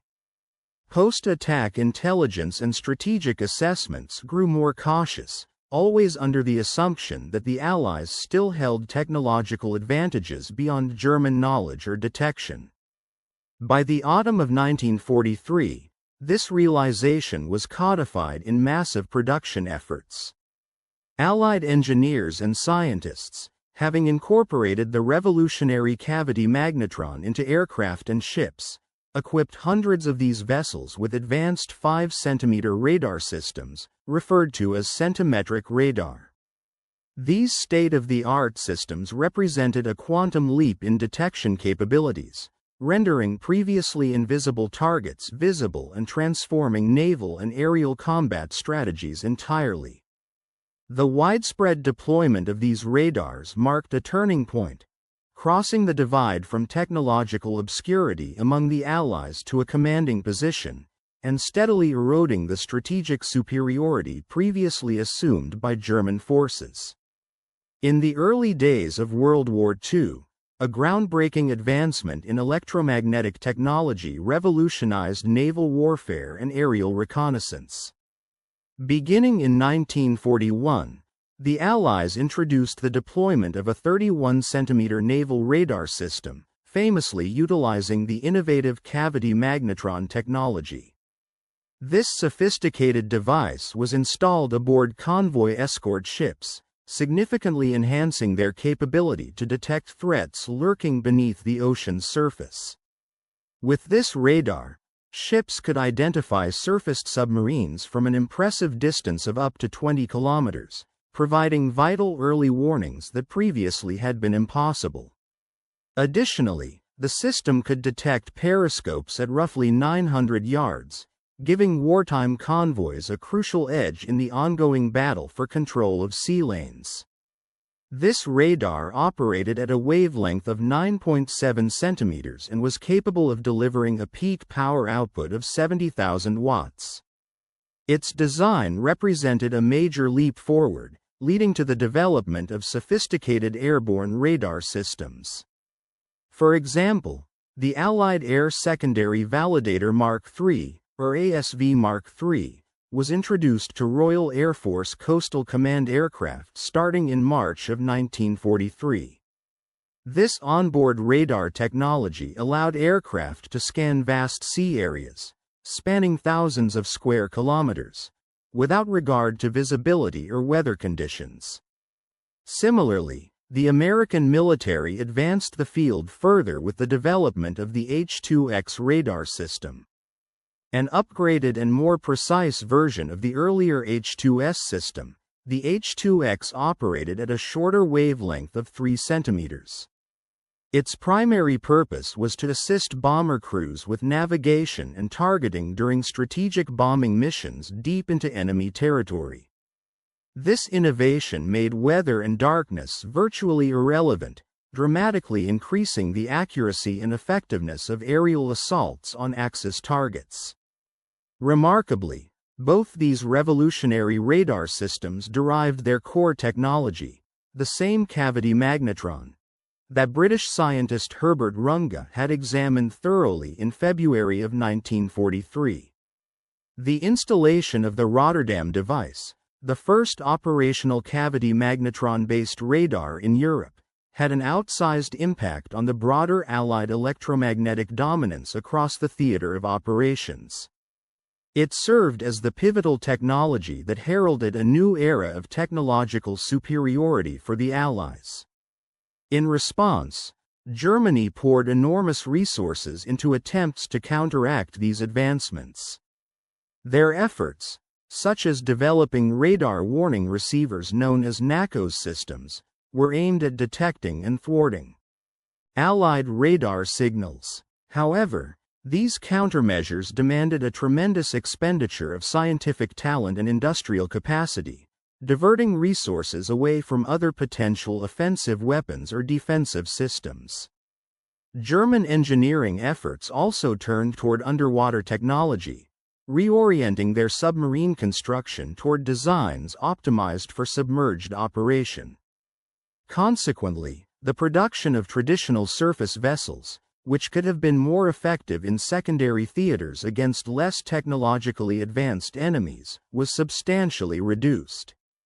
The Germans initiated research into exotic technologies, some bordering on science fiction, including underwater television systems, passive sonar arrays, and hydrogen peroxide-powered propulsion for submarines. Unfortunately, none of these innovations reached operational deployment before the end of the war. Nonetheless, each bore the hallmark of German engineering excellence, representing relentless efforts to solve challenges created by Allied technological advantages. Throughout the conflict, German scientists and engineers chased solutions inspired by necessity, aiming to develop countermeasures faster than the Allies could implement them. These pursuits exemplified the high level of technical skill and ingenuity that characterized German war effort. As the Battle of the Atlantic drew to a close, official records paint a picture of a conflict influenced heavily by superior industrial capacity and relentless innovation, which ultimately overshadowed tactical skill and operational bravery. The battle was not merely a contest of ships and weapons but a clash of technological paradigms between two of the era's great powers. During the war, Germany commissioned approximately 1,181 U-boats, an advanced class of submarines equipped with cutting-edge innovations. By the war's end, only about 156 of these vessels had survived to surrender in May 1945. The vast majority, some 748, had been destroyed in combat, sunk by Allied forces, or had been lost due to accidents or mechanical failure, with the remainder scuttled or stricken from service. The human toll among these submarine crews was staggering. About 30,000 men served aboard U-boats, and of these, around 29,750 were killed in the line of duty.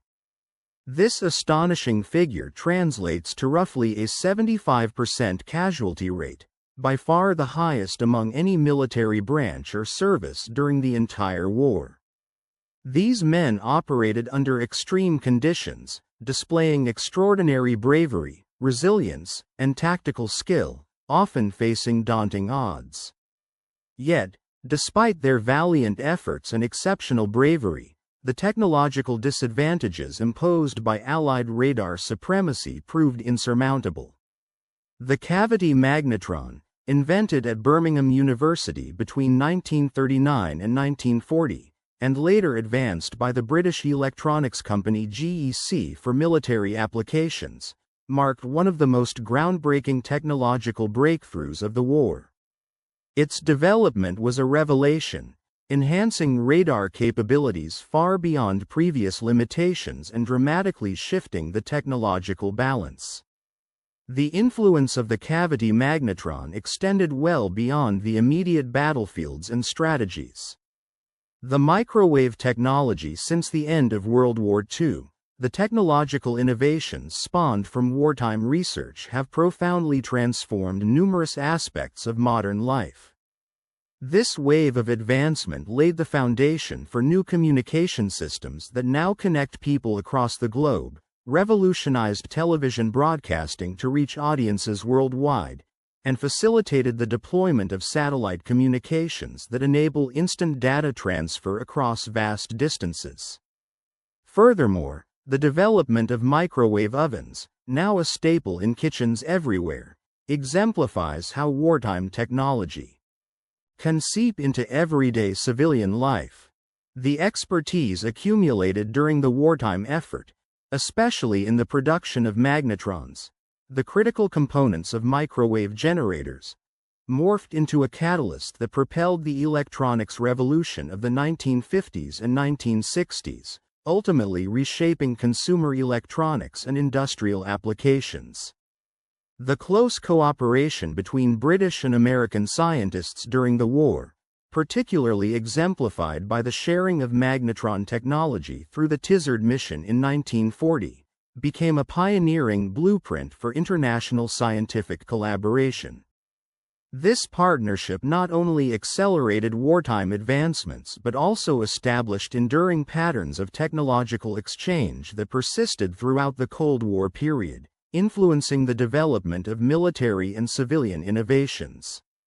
It underscored the strategic importance of sharing critical knowledge even under the risk of technology falling into enemy hands, a calculated decision that prioritized short-term advantages over the potential long-term vulnerabilities from espionage. Deciding to deploy these groundbreaking technologies despite the inherent risks was a clear demonstration of how perceived operational gains could outweigh potential negatives. The cavity magnetron, in particular, showed that maintaining a decisive edge in technological capability could provide a significant strategic advantage. As long as the industrial sector could mass produce the magnetrons in sufficient quantities, outstripping the enemy's ability to replicate or counter, such technology could be used boldly without fear of immediate countermeasures. This seemingly risky approach proved to be a critical policy across Western military spheres for decades, guiding developments through the jet age, the advent of nuclear power, and into the digital era. Throughout this period, the strategic philosophy evolved into a principle: deploying new technological capabilities swiftly, accepting that adversaries would inevitably attempt to imitate or neutralize them later, was more effective than trying to keep such innovations permanently secret. Efforts focused on gaining and maintaining advances in real time, rather than on maintaining perfect confidentiality, formally recognizing that espionage and technological adaptation were inevitable. This approach fostered a culture of rapid innovation and broad dissemination, which continuously kept Western military forces ahead in terms of technology. The narrative of the German U-boat force during the closing days of World War II exemplifies the ultimate outcome of technological and strategic decisions. On May 4, in the year of our Lord 1945, with Germany facing inevitable defeat, Grand Admiral Dönitz, who had briefly assumed the role of head of state after Adolf Hitler's suicide on April 30, ordered all U-boat to cease offensive operations and prepare for surrender. This decisive order marked the end of their campaign, whose fate was sealed by technological superiority rather than sheer numbers or tactics. Following Germany's unconditional surrender on May 8, the Allies launched Operation Deadlight, a massive effort to neutralize the remaining threat of the German submarine fleet. All remaining vessels still at sea received orders to surface, hoist black flags symbolizing surrender, and head toward designated Allied ports for disarmament and surrender. However, many commanders chose to scuttle their vessels instead, driven by loyalty, pride, or grief, refusing to surrender the submarines crewed by their comrades and themselves. This act of deliberate destruction echoed the fate of the German High Seas Fleet in 1919, when submarines and ships were scuttled at Scapa Flow, symbolizing a final act of defiance. The culmination of this retreat was a staggering loss of life on the German side, approximately 75% of the men serving in those submarines perished in the conflict, while the remaining 25% survived their harrowing experiences. Their struggles had been dictated not solely by courage or tactical proficiency but profoundly by the physical laws of electromagnetism, materials science, and engineering.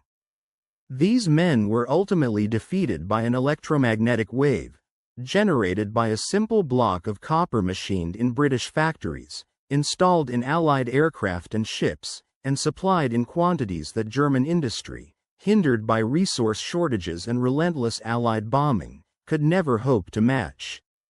The material constraints faced by the Germans, integration of sufficient components, industrial capacity, and raw materials, made their technological endeavor vulnerable despite their tactical capabilities. The significance of this technological dominance could be vividly demonstrated by a captured radar set examined in February of 1943. The analysis of this device revealed the pivotal role played by electromagnetic radiation in modern warfare and how the Allies had gained a decisive advantage by mastering this unseen domain. The magnetron-equipped radar systems dramatically improved Allied reconnaissance and targeting, and their strategic importance was clear. Control of electromagnetic spectrum shaped the outcome of the Battle of the Atlantic more than any tactical maneuver or strategic battlefield decision.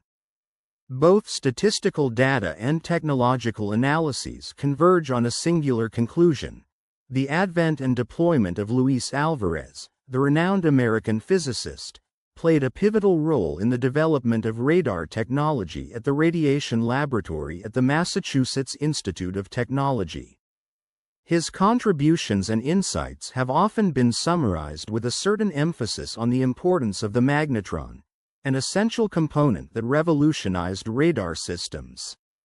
Alvarez reportedly claimed that the cavity magnetron single-handedly secured victory in the Battle of the Atlantic, tipped the scales in the aerial battles over Germany, and, more broadly, played a decisive role in ending the Second World War.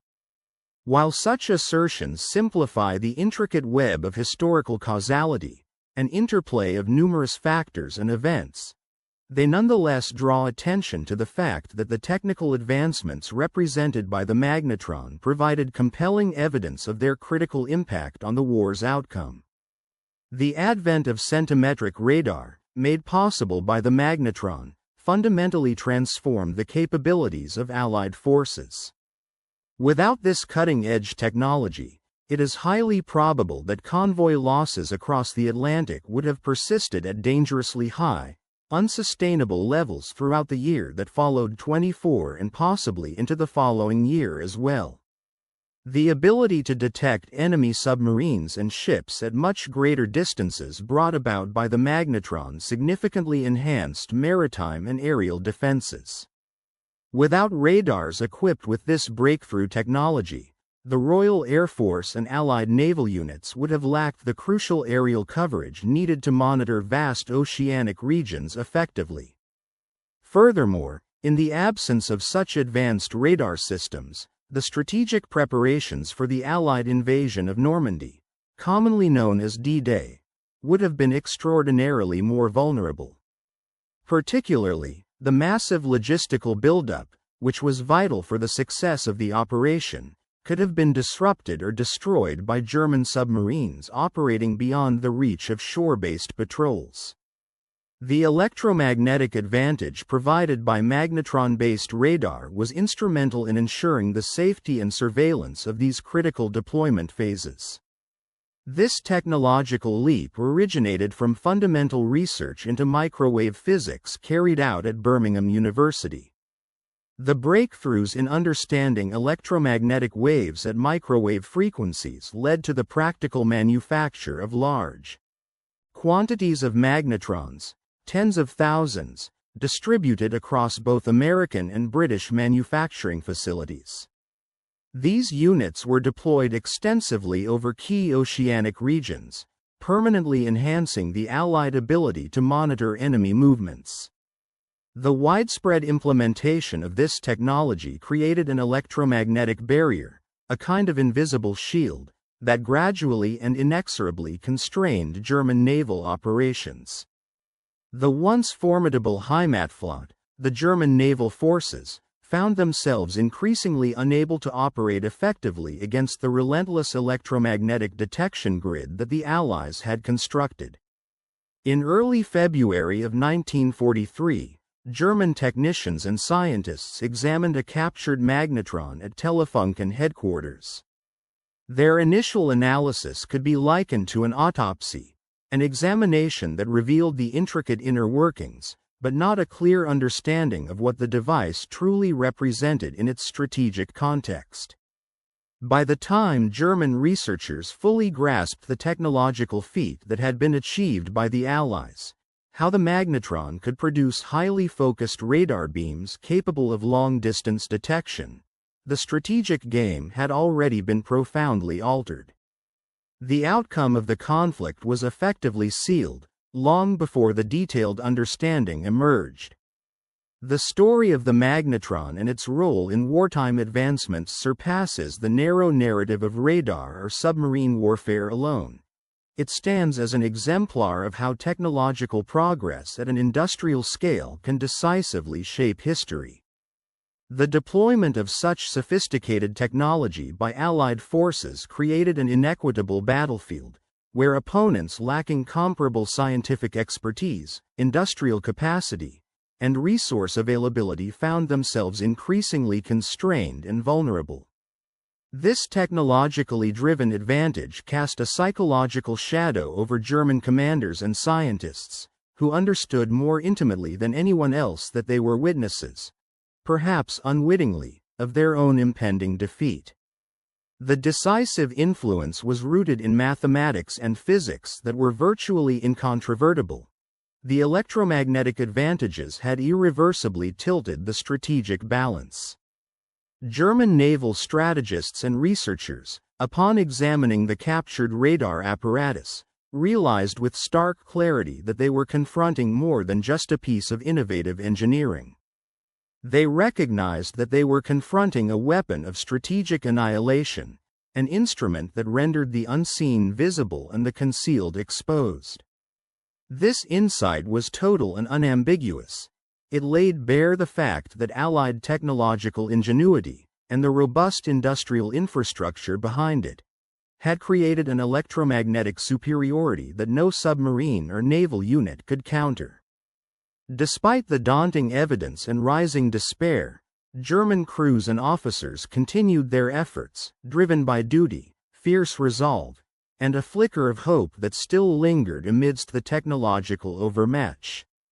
Yet the reality remained rooted in the relentless march of scientific progress. The intelligence gathered from that German reconnaissance mission in Berlin echoed a sobering truth. The electromagnetic advantage fused with industrial scale and scientific mastery had become the decisive factor in the conflict. This understanding reinforced the idea that the capabilities held by the Allies could not be easily surmounted. Even the finest of German submarines, U-boats, equipped with cutting-edge technology and manned by brave sailors, could not hope to overcome this invisible wall of detection created by Allied science and industry.